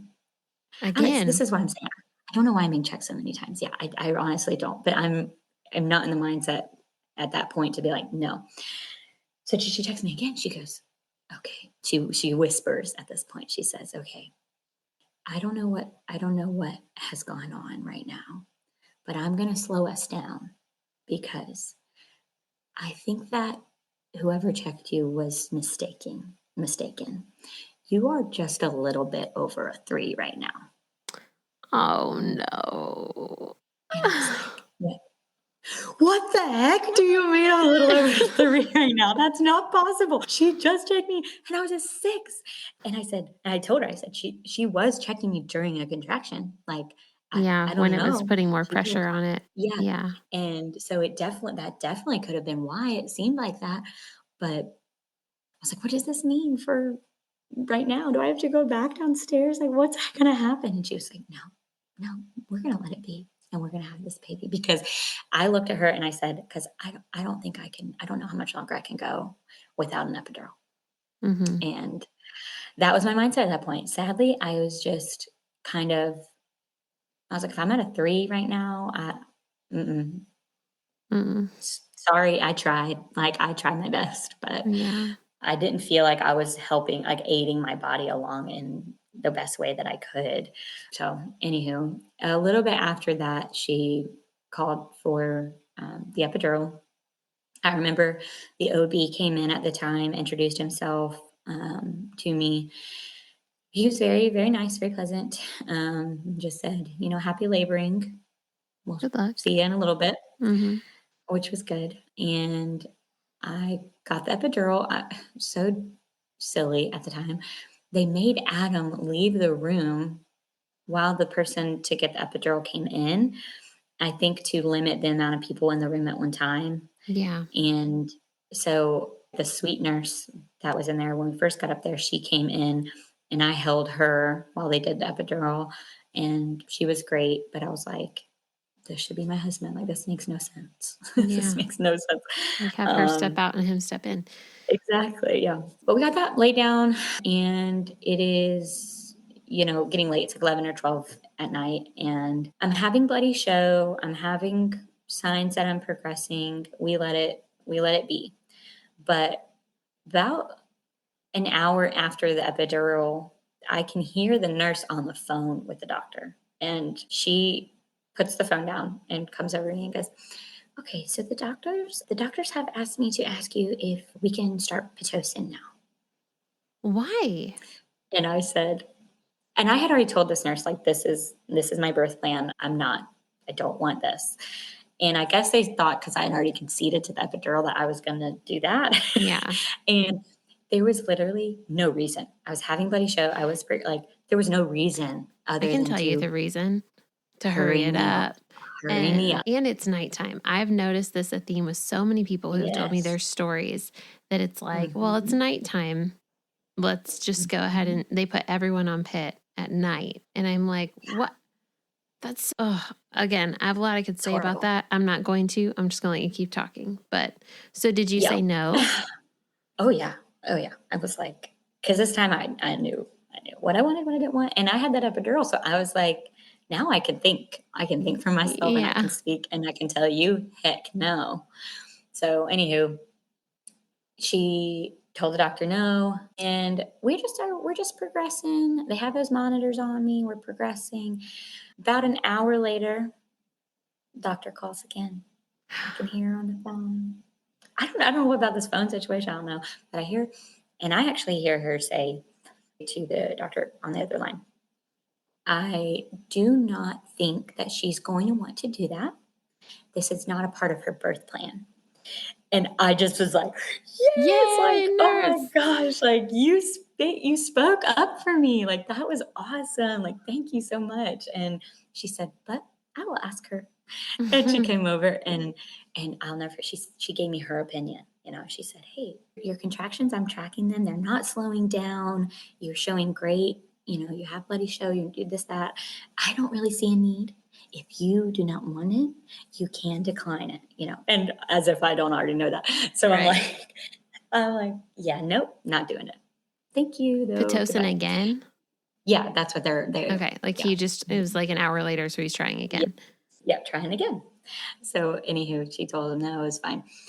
And it's, I guess at this point, around 3 o'clock in the morning, they're coming in doing their checks. And Rowan's heartbeat starts to really decline during contractions. Mm-hmm. Like, in which they're like, okay, it could be her positioning or whatever. Yeah. And I totally forgot this point also. About 30 or 40 minutes before that, before her heart rate started dropping, I started to feel contractions again in my back.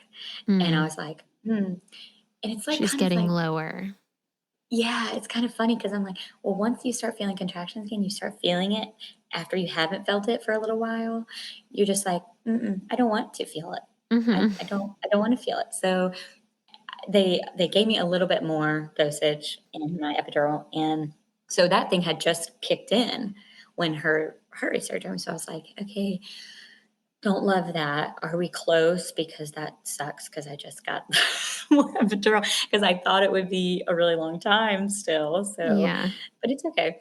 And she hadn't checked me this whole time since I got up there and they did the epidural. They hadn't checked me, which was great. I told them, I no more checks. And so when her heart rate started, they tried different positions, they tried fluid, they tried a couple things, and her heart rate still was just really lowering during those contractions. Contractions. And yeah, and so she said, you know, it was great. She came to me and said, I know you don't want to be checked very much, but would you be okay with, with what's going on to be checked just to see, assess where you are? And I was like, yes, of course. That's fine. Let's do that. I want her to be safe. And I kind of scooted to the end of the bed. She got her glove on. And when she got to the end of the bed, saw my legs propped up, I kind of separated them a little bit. And she says, oh, okay. So I see your baby's head. That's why her heart So is decelerating during yeah, contractions? I see your baby's head. Okay. And I'm like, what? Like, are you kidding me? Oh my goodness. Like, I just got this more epidural and I thought it was going to be forever. And now I could have actually birthed her and felt more. Your nurse remained calm, which is Oh, she great. did. Yeah. Yeah. She did. Good. She was No like, freaking okay. out. That's great. So we're going to have a baby. That's great. Okay. And it surprisingly moved a lot quicker than I thought it would, which is awesome. I didn't need the Pitocin. I didn't need any of that. Like, Right. I guess my body just needed to To relax a little relax. bit. And the epidural helped me do that. So I was like, okay, whatever. So of course she starts to call for the table, with The all the table. stuff. She calls the doctor and the physician in at this point since there's no midwife on call. And it is 3:30ish in the morning. And they come in and it's pretty cut and dry from there. I began pushing. One push, her head came out. The other push, her body came out. And Wow. she was there. And they were great. She did have a little meconium inhalation, just a little bit like getting coughed up. And Yeah. uh, they had to suction her out a little bit. But other than that, like, it was great. No They put her on my episiotomy. chest, no episiotomy, thankfully. And I made that very clear in my birth plan ahead of time. I did tear a tiny bit up with, of course, the episiotomy was down, like backwards, Yeah. and Right. I did tear a tiny bit up and to the point where he recommended a couple stitches. Probably didn't need them, but I just agreed. I didn't really know. And they did, of course, do the delayed cord clamping, everything like that. I nursed her right away, and thankfully, she latched right away too. But other than that, I mean, world different as far as healing goes. I Yeah. did have really bad back pain just from all the back labor, like for a long time. My back was Yeah. very, very sore. But other than that, it was okay. It wasn't perfect, no epidural, no natural, everything. But at the end of the day, she came and she was But there. it was a better And experience than the first time. very different, but better than that. So we're stair stepping now. We're like, first baby was this experience, second baby was a little bit better experience. So then enter third baby. Yeah, third baby. So I had some conversations with the Lord. I was like, what is going on? Is it me? Is it something I'm doing? Is my pain threshold just way lower than I think it is? And actually, I've had a lot of conversations with my mom. My mom birthed 6 kids, naturally. And she has very, very similar birth experiences with just not dilating, not progressing. And she kind of told me, well, I had never even heard of prodromal labor. Mhm. I had never even heard of it. I didn't know what it was until I just started Mhm. after my second birth. I was like trying to figure out what's going on. And so my eyes started to be open. I'm like, maybe I was just in prodromal labor. Maybe that's what was going on. And maybe if I just waited it out, or maybe if I got in the tub at home, Mhm.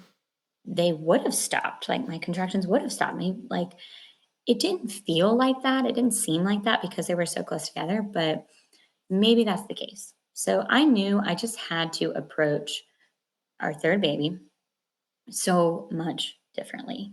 Mhm. And so I started the hunt of like, okay, what are we going to do? Because I'm not stepping foot in a hospital again, Mhm. unless it's an emergency situation. And, obviously there's a time and place for that. But if I can help it, I do not want for that to be my experience.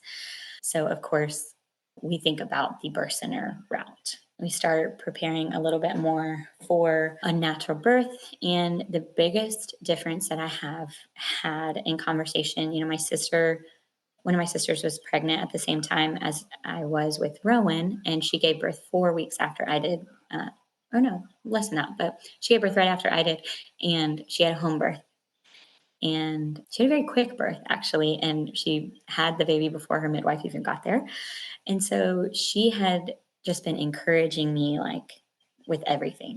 Your body is capable, you're able, you can do this naturally. We just got to figure out how we're going to get you there. And Yeah. so it was a big deal to me. I invited her into a birth space. I was like, please, I want you to be there. I want you to like help me along, encourage me, pray for me during the process. I wanted my mom to be there.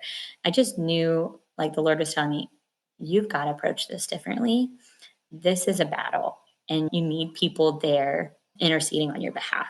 Mhm. So those were some things I did differently.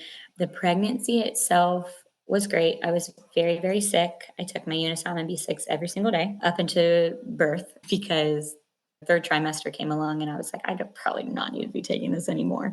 Like, I'm not going to take it. Just see what happens. I threw up the next day, Mhm. like not just nauseous the next day, threw up. Mhm. So that was crazy because I was like, gosh, this is not going to end. Oh yeah, some Um, people take it the whole time.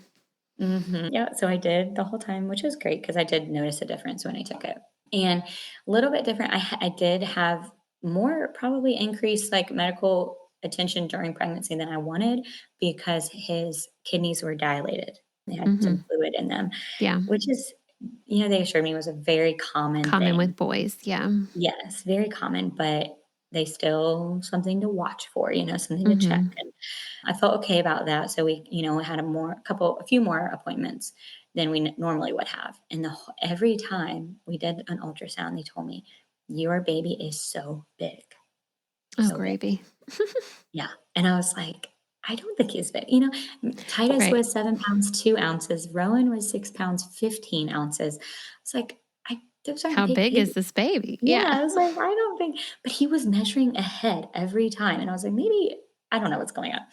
So that was kind of in the back of my head, like, oh great, I'm gonna have the biggest baby that I've ever had. And I've got my mind set. I'm not having an epidural. It's not even gonna be an option. Nope. So that was a joke because I was like, of course, on the biggest baby I'm gonna have.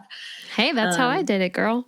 but his kidneys were fine. They grew and developed and they were fine. So no real issues with that or anything. And I will say this pregnancy, at the end of the pregnancy, both of my previous ones, I really remember feeling just this horribly exhausted, pain, uncomfortable feeling at the end of my Mhm. pregnancies. And this one, you would think I felt that way. He was due in July. Mhm. And you would think I felt the same way. It was hot, uncomfortable, whatever. But the main difference was every step of the way during this birth in particular, I knew I could not do it in my own strength. I just couldn't. I had been relying on myself and what I felt like I knew and my confidence the whole time. And I was uncomfortable. I was in pain. I had, a few traumatic birthing experiences, like things happen. And where was God? I thought I prepared. I thought I had invited him in, but when I really sat down with it, I realized, okay, I didn't as much as I should have. I didn't as much as I should have. So at the end of this pregnancy, I felt so much better than I had before. And I was very big. I get really puffy and fluid filled at the end of my pregnancy. So I looked uncomfortable. I looked big, but honestly, I was joyful. I was actually so excited and looking forward to birth because I had felt really good about the birth center. We decided to do that route. I felt such a difference of everything there. I mean, even when it came down to the GBS test, when I was at the birth center and they let me like do it yourself when you go into the bathroom and you swab yourself, I was like, wow, what an eye opener that they're not going to sit you on the table and do that without like if it's not necessary for somebody else to do that, then why do they do it? And it just Mhm. was such a shift. So even down to those little things, it was awesome. So I was excited. I was looking forward to it. I had done a lot more preparation mentally. I had read a lot of books. I had texted you and asked for recommendations on podcasts I could listen to for more natural birth that Adam could listen to. That was a really big thing as well that I'd like to mention is that so much more preparation went into this with me and Adam as a team that before I just felt like he was my support person, yes, but we hadn't game planned. And this time we actually sat down, had multiple conversations about what we wanted it to look like, what the vision was for the birth, what I wanted him to be doing during the process. I didn't want him to be on the sideline. I wanted it to be a connection of us as well and him to help in any way that he could. And I wanted to have my sister and my mom there to do all of the other stuff if we needed it. And I wanted them to kind of do the anticipating of needs that in that space. And they did a great job of that. But I wanted them to be those people so that Adam and me could be doing it together. And I knew I would need him. I knew probably I was going to have that back labor again. So totally, totally different mindset with this one.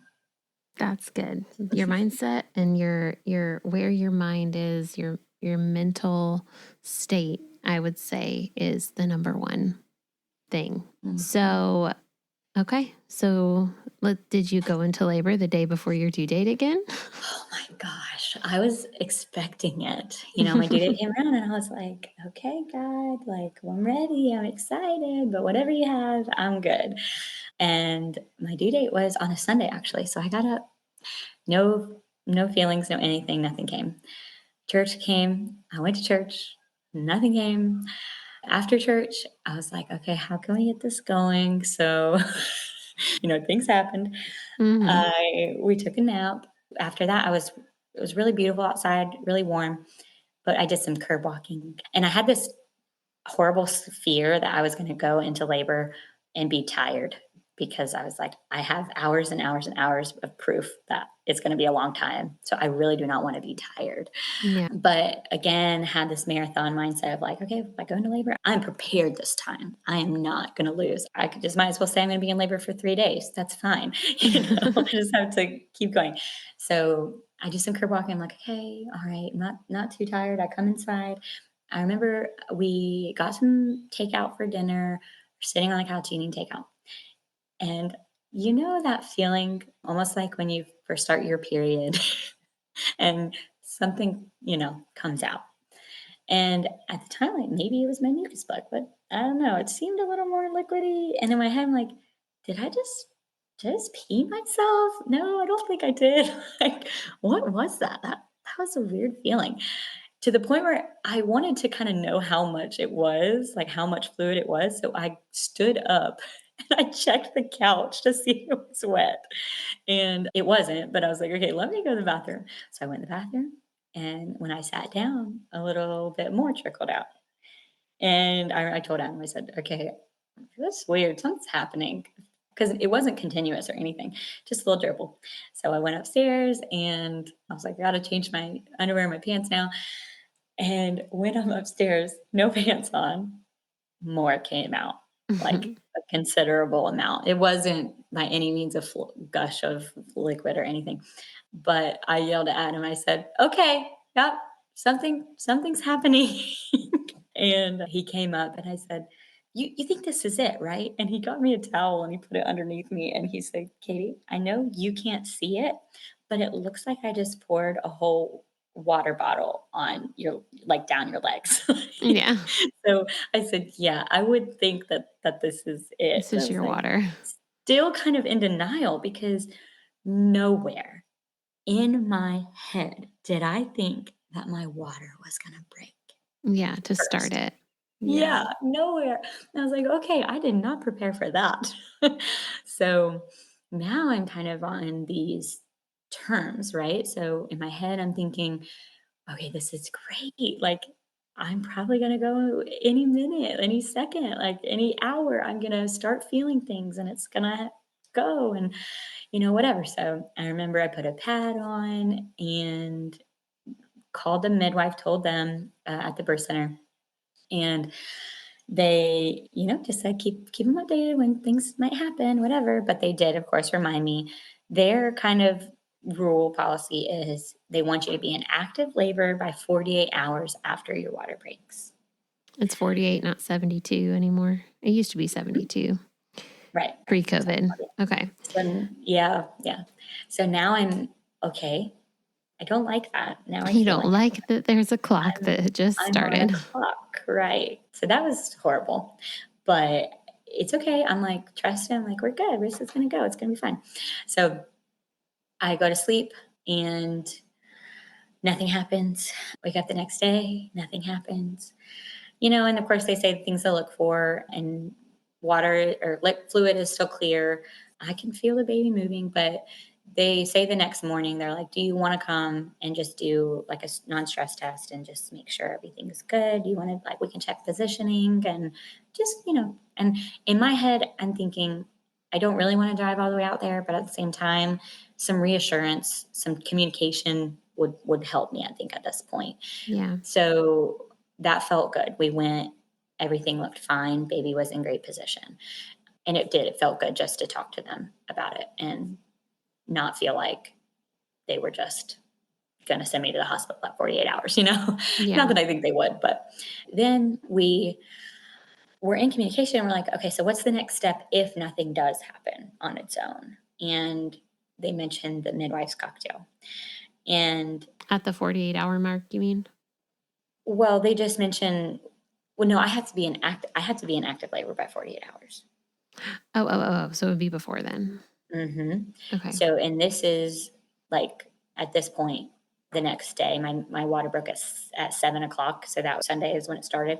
So that Mm-hmm. was my time frame. So this was Monday at midday. And so they're like, while you're here, we have all the ingredients. You just want to get it while you're here. And I was like, sure, just so we're prepared because it's a long way away. And I didn't want to have to go around town getting all the ingredients. So Mm-hmm. I got that there and just had two dose, like enough for two of them if I needed to. And Oh, I like took it just to home take it with you. Okay. just to take it with me. And but I was like, we're not going to need this. It'll be fine. So the rest of the day, I go on a walk. I do what I had done probably 2 weeks leading up to my due date. I had taken a walk every evening at dusk and listened to my playlist and envisioned my birth, prayed, worshiped. It was amazing. So I did that, my nightly thing.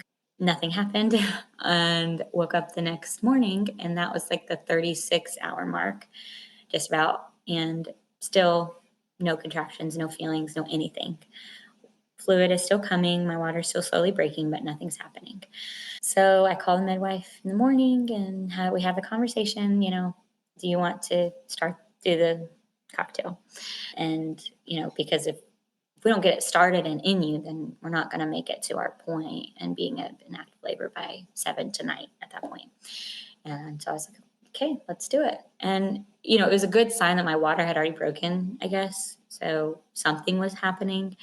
And they were so sure. They were like, something is going to, like, when you take this when you drink this, it's probably going to be fast. Since your water's already broken, it's going to be fast. So Mm-hmm. don't wait. Don't wait when you start feeling things after you take it. And I'm like, no, that's been my whole game plan was I'm Right. waiting as long as I'm waiting as long humanly as I can. possible. Don't tell me not to wait. I'm going. Yes, you tell me that, but I'm going to be at home. Right. So anyways, I took it that morning. They had warned me, do just try to keep it down at least for 20 minutes or so, Mm-hmm. and I chug it back. I'm not worried about throwing it up, but very quickly it moved through my system and Mm-hmm. gave me diarrhea.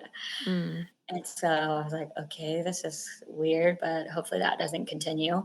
And I think I took it about 2.5 hours later. I started to feel some things.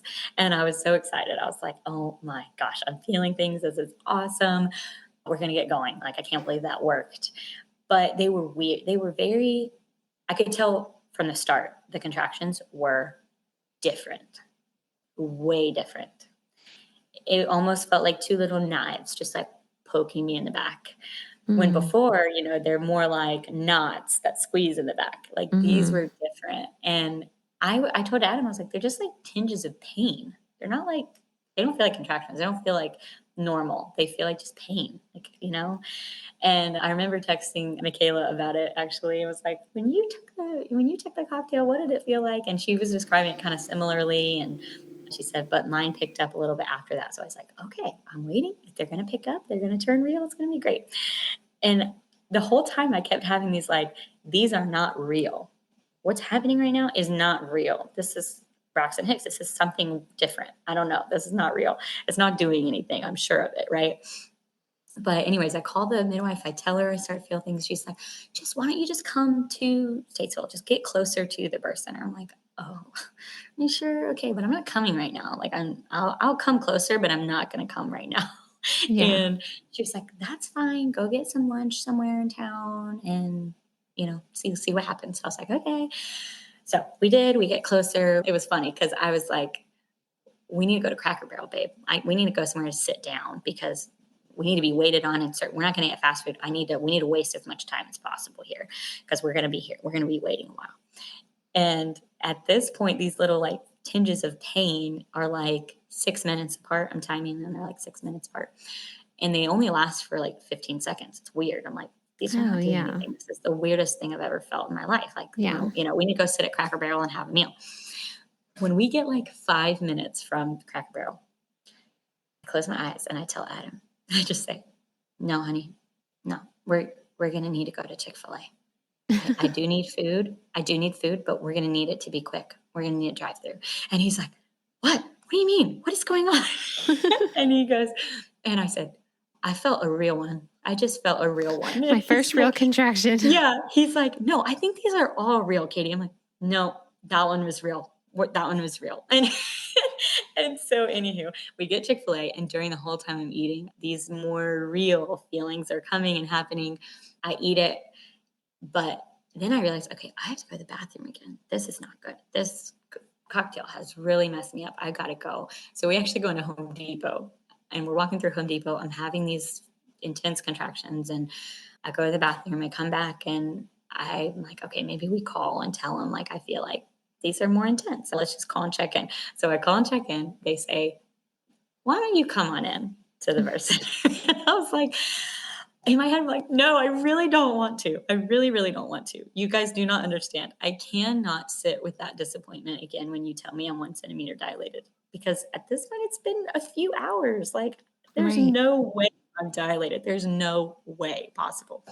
So we go though, of course, and they put me right into a room, not an observation room. They put me right into a birthing room, which was awesome, and checked me. And oh my gosh, she said, "You're a 3."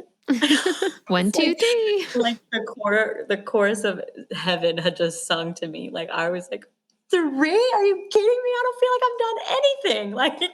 It was crazy in comparison to my other experiences because I was so happy. I was like, oh, I could do this all day. Let's go. Yeah. So that was immediately just really great.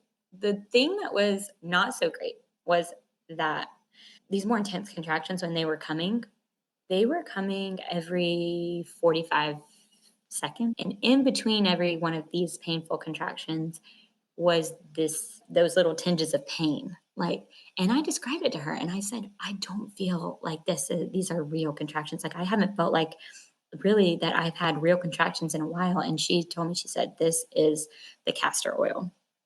Like, sometimes it will really mess with people and give you a little like different Mhm. versions of contractions, different experiences. And I was like, okay, well, I think it's really messing with me because I mean, it's working. So that's great. It put me into labor, but these contractions, they're coming literally every 30 to 45 seconds.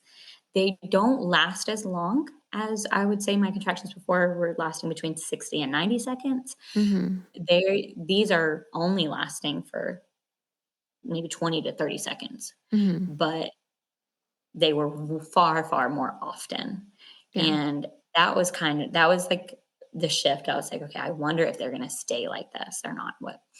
Um, Anywho, so we did another thing. There was a homeopathic remedy that they also gave me just to keep me going at that point. I can't remember what the name of that is. I'm going to have to look it up. I'm so sorry, I forgot. But we just encouraged movement because I was still able to walk. So we walked around. We did curb walking outside, those kinds of things. It was so hot though, so they told me I could come in and do a step stool because Mhm. it was so hot outside. And then we were just hanging. We were just in labor, and we quickly got my playlist on, which was a very, very, very big deal to me. I had prayed over that music. I had envisioned my labor to that music, and it was very important to me.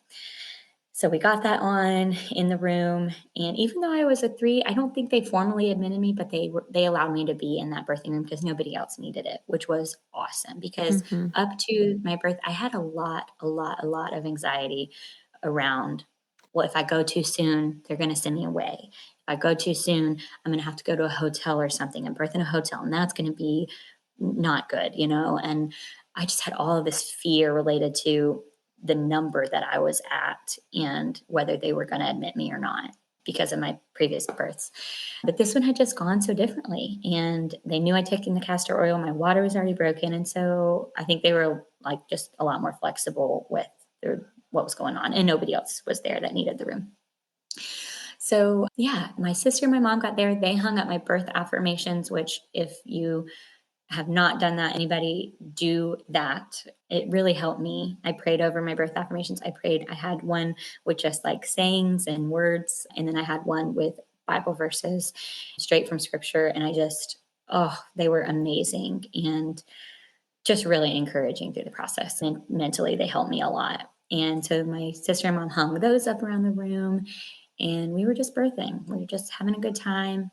The only thing I'll say, I was having diarrhea. Mm. Like Yeah. nonstop. The castor oil in the mix, I think mixed with probably the Chick-fil-A that I had. Right. Put the grease and the castor oil together and Yeah, yeah. exactly.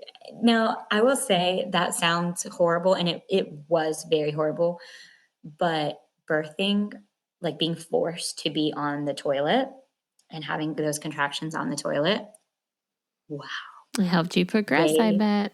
made, I think, a world of difference because I could definitely tell the difference of the sensations when I was on the toilet. Yeah. But, the thing about my progression and the way it was going, having those contractions every 30 seconds, I almost had anxiety like during my contraction because if I wanted to change position, if I wanted to like to put my hair up or like those things that I'm thinking, if I needed to go pee, if I needed whatever, I had such a short window to communicate my needs to my Mhm. birth team that it was making me very like I had to think through what I needed next so Yeah. quickly because I did not have time. Like, so that was what it was.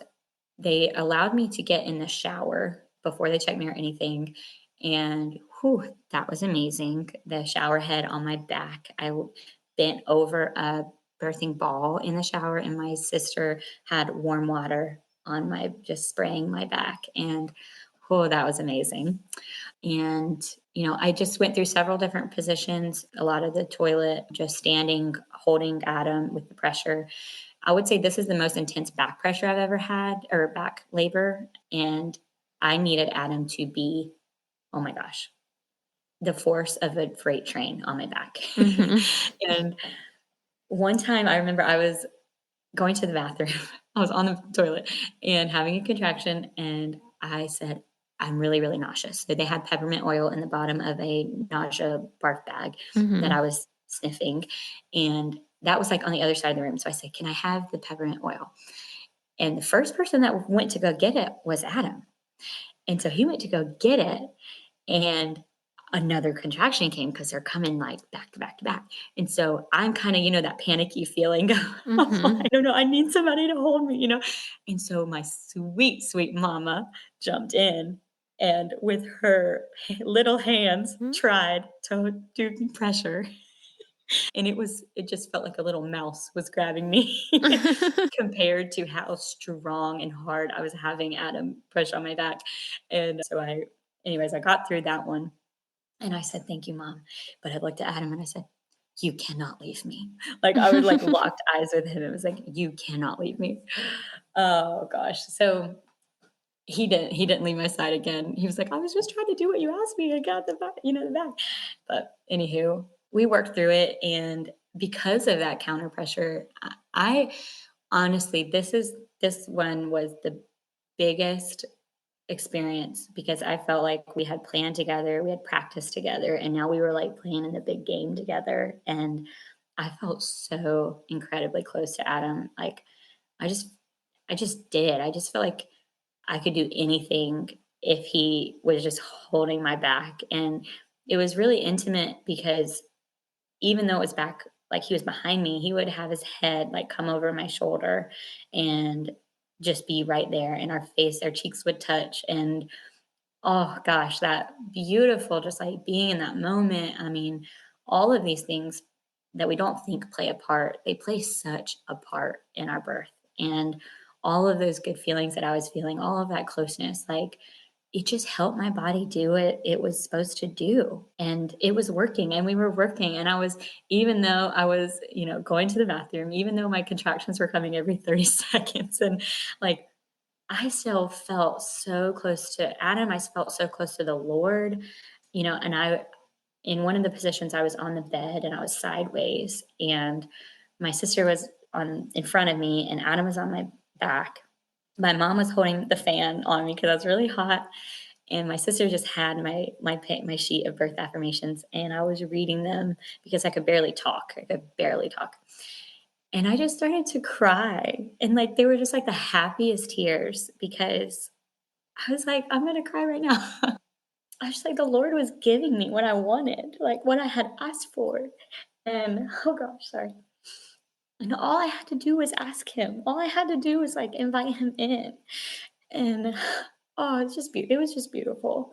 I had no one pressuring me about Pitocin. I had no one, like, a monitor on my belly.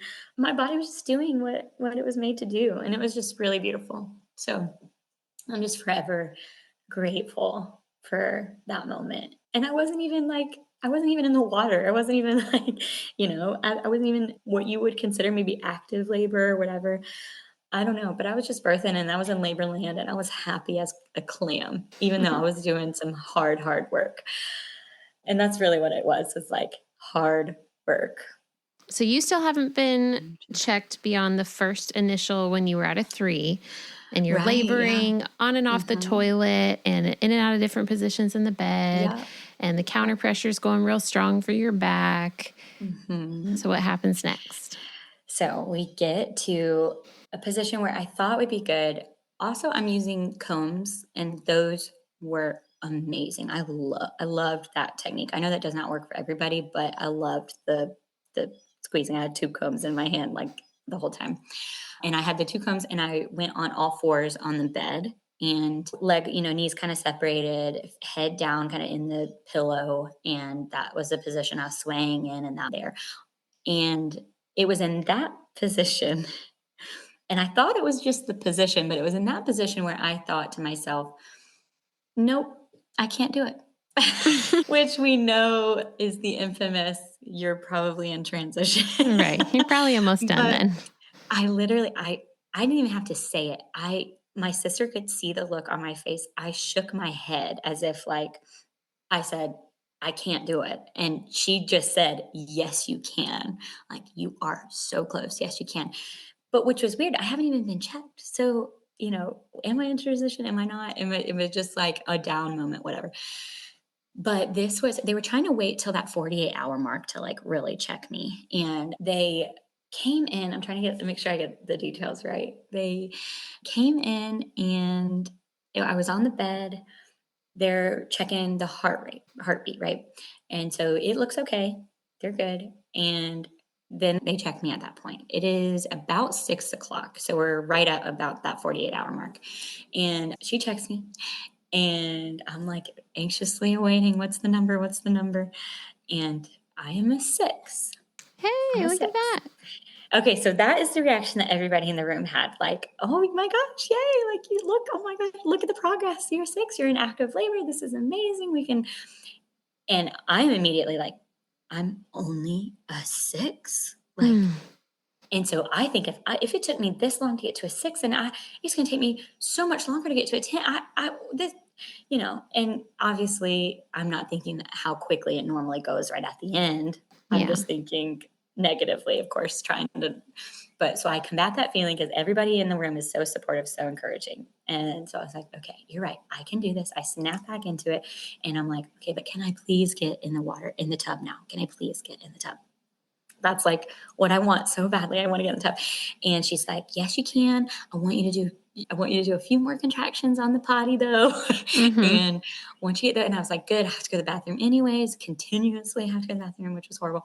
So she's like, do a few more on the potty, and then we'll get the tub filled up for you. So the birthing assistant's getting the tub filled up. I go get on the toilet, and she, I think, wanted to check the heart rate again. So while I'm on the toilet, so we're prepared to move into the tub, Tub. she's trying to find the heart rate. And she's having some trouble in that position. Obviously, I'm on the toilet. So she's like, why don't you come back over to the bed for me? And it's like, okay. So I lay on the bed and she is trying to find that heart rate. And she finds it. She's listening. She's, assessing. She's calm. She's assessing the heart rate. And I don't really know. I can't remember, the words exactly, but she explains to me that maybe the baby just seems in distress. The heart rate has gone through a pretty severe like de-escalation. It is not necessarily that it's at a level so low that we have to be like super concerned, but it's that it was at a certain rate and now it is this much lower. And it's only been 30 minutes or so since that happened. And so that was the concerning part. And so we go through that a little bit more and waiting for, okay, she's assessing, is it just during the contractions when that's happening? Trying to make an educated call.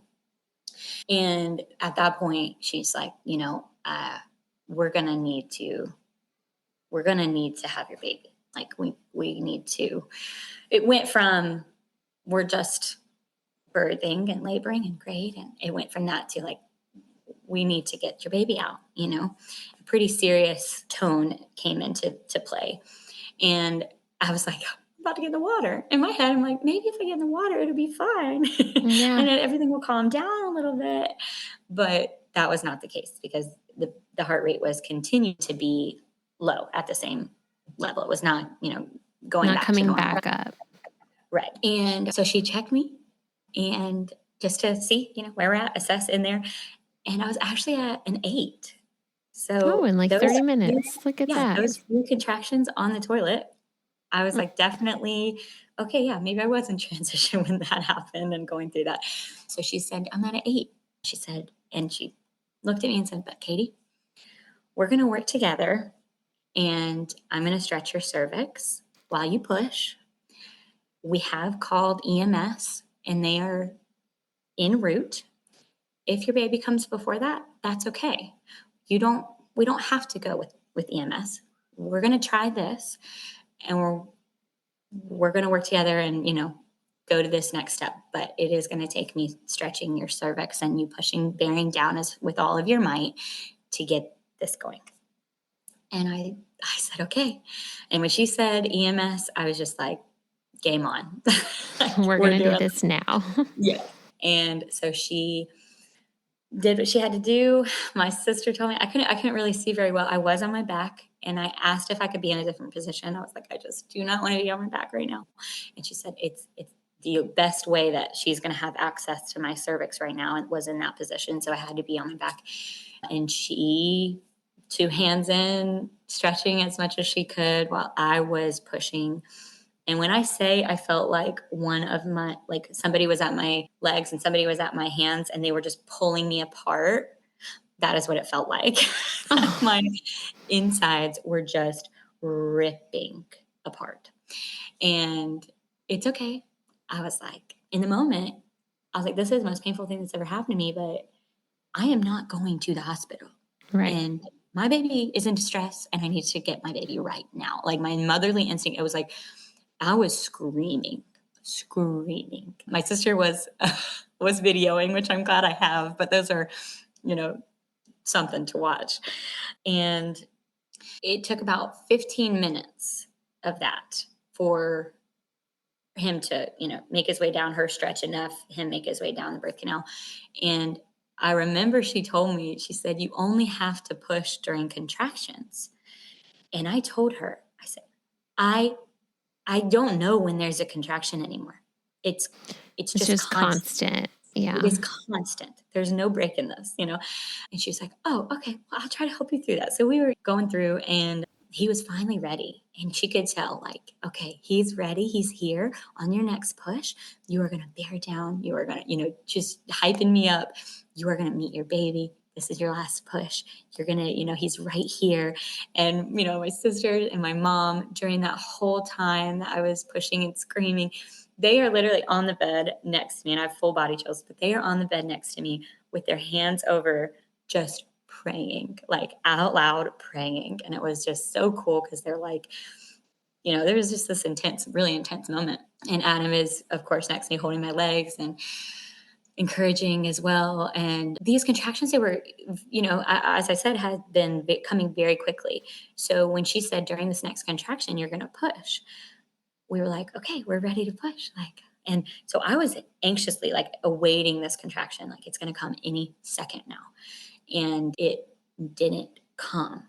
Like there was this long, I mean, maybe 2 minutes of pause. Like every time I would breathe, they would be like ready to jump in and like it was happening, but it wasn't. And I kept saying, it's not coming. Like this is the longest pause that I've had during this whole day of having contractions. Like this is crazy, but it's just so amazing. Like my body knew that I needed a second to breathe, to catch my breath, to get my strength back, and to have the ability to do that final push. And it was just so cool that happened.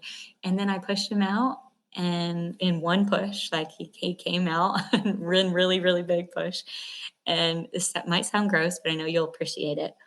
After having 2 births with an epidural, feeling that feeling, Mm-hmm. I felt no ring of fire. I felt nothing. It was just pressure on the inside of everything right at that point. Mm-hmm. But feeling, their body actually come out was so cool. Mm-hmm. Like it was so cool. I was like, I've never felt that before. And so that was really fun. And Adam describes it this way when he tells the story, that it's like she had a hot potato in her hand, how quickly she got the baby and put the baby on my chest. Yeah. Because that's so important to them to have that moment. Yeah. And so anyways, he came out, he was covered in vernix, which was funny. None of our other babies were. And crying, breathing fine. She assessed him right away, like his coloring, she could tell he was fine. And so they didn't touch him. They didn't, rub him to death. And we just got that moment. And I had this relief. I just was crying, and Adam was a mess. He was like crying too. And it was just a really cool moment. And I just remember saying, we did it. Like, we did it. Like, oh my gosh, we did it. We made it, And it was crazy. And in the moment, I did not care that I wasn't in the water, but looking back, I was like, "Gosh, I wish I would have had my water birth." Yeah. Didn't get that, but it doesn't mean it wasn't beautiful, and it doesn't mean anything less of the whole experience, and, it was so great. They said, "Okay, we're gonna call off EMS now." And I was like, "Okay, good, You perfect." must have So just been like sitting in the parking lot waiting. I maybe. And then a little bit later, we delivered placenta, and then they left us alone for the longest time, and we just got to sit in bed and, like, I could actually talk and breathe during Mm-hmm. that, and what nobody warned me of is that those those The after the pains. after pain, yeah, that Mm-hmm. those get w like, Worse with each worse baby. every baby. Mm-hmm. Nobody warned me of You that. didn't take my class, Katie. I What can I didn't take your say? class. No, I'm I'm so just kidding. But sorry. we do talk about that in the class for sure because nobody warned me either for my, Mhm. first to second or whatever. But yes, yep, they get worse with every baby. It was so oh gosh. But it was fine. Those were okay. But I was like having to breathe through them. I was Oh, like, yeah. "What in the world?" I They're was like not real expecting to have contractions. Yeah. exactly, yeah. Oh, but, once again, Murphy latched right away. I'm so, so blessed with good nursers. So, we had that moment. They got me Waffle House. That's what I wanted at my as my meal. Um Waffles. Yeah, that I ate after birth, and yeah, so he was born at 7:15, and we did the discharge stuff and any kind of, like, closeout things. They helped me take a shower, which that shower was luxurious, and get cleaned up, and we were on the road to get home by 11 o'clock, Yeah, that sounds about right. which was crazy. I mean, crazy.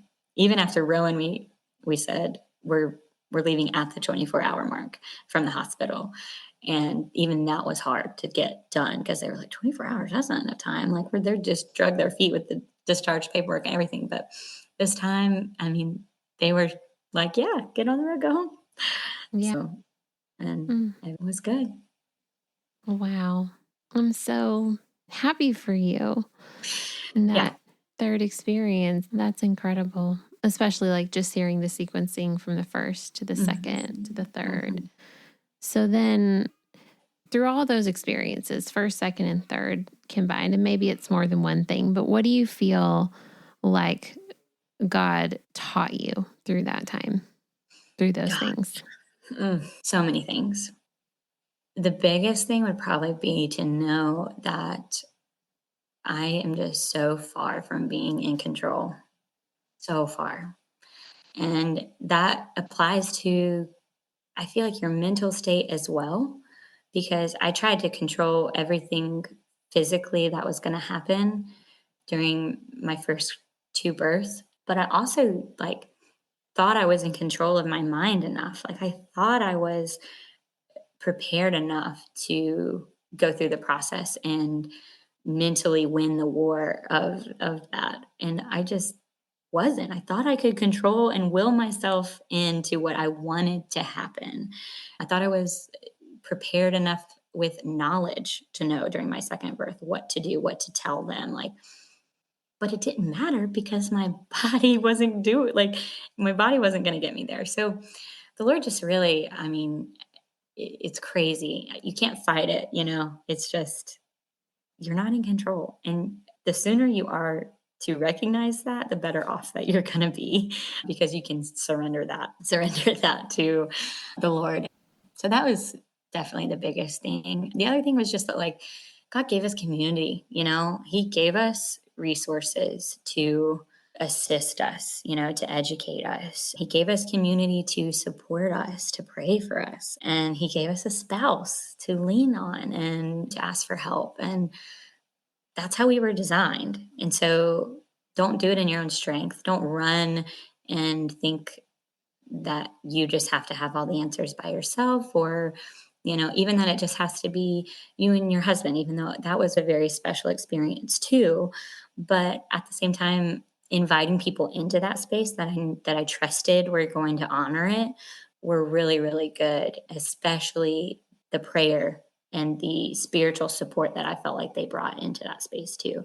So basically just that taught me just you cannot do it alone. Yeah. So I think that's a reminder we all need mhm. especially in birth, but in many areas in Oh, life. yeah. Oh my goodness. Yeah. Yeah. So do you have any advice for any moms or dads out there who Oh, are so much. expecting right now? So much. Take Kayla's class. You're funny. Take somebody's class, do something, educate yourself. Just be prepared. Be prepared not only with knowledge of what could happen and what options that you do have, but more than that, prepare your mind mentally and really focus on that. I would say that's the strongest like muscle that you need to do to really work in birth and that experience. And I think that goes so forgotten about. I feel like just that preparation, and I feel like that alone is what made the difference in my third, is that I was prepared mentally, and I felt a lot more prepared spiritually. So that would be my advice, to just use resources. Have a doula if you don't have family support person that's educated. Have somebody in that room with you that can anticipate your needs for you, or to help you, encourage you along, not to bark you around or be too embracive in that environment, but honestly just to help you. Mm-hmm. Yeah. And most importantly, invite the Lord in, like lean on him. He wants to take that. He wants to do it with you. It can be such a joyful experience if you let it.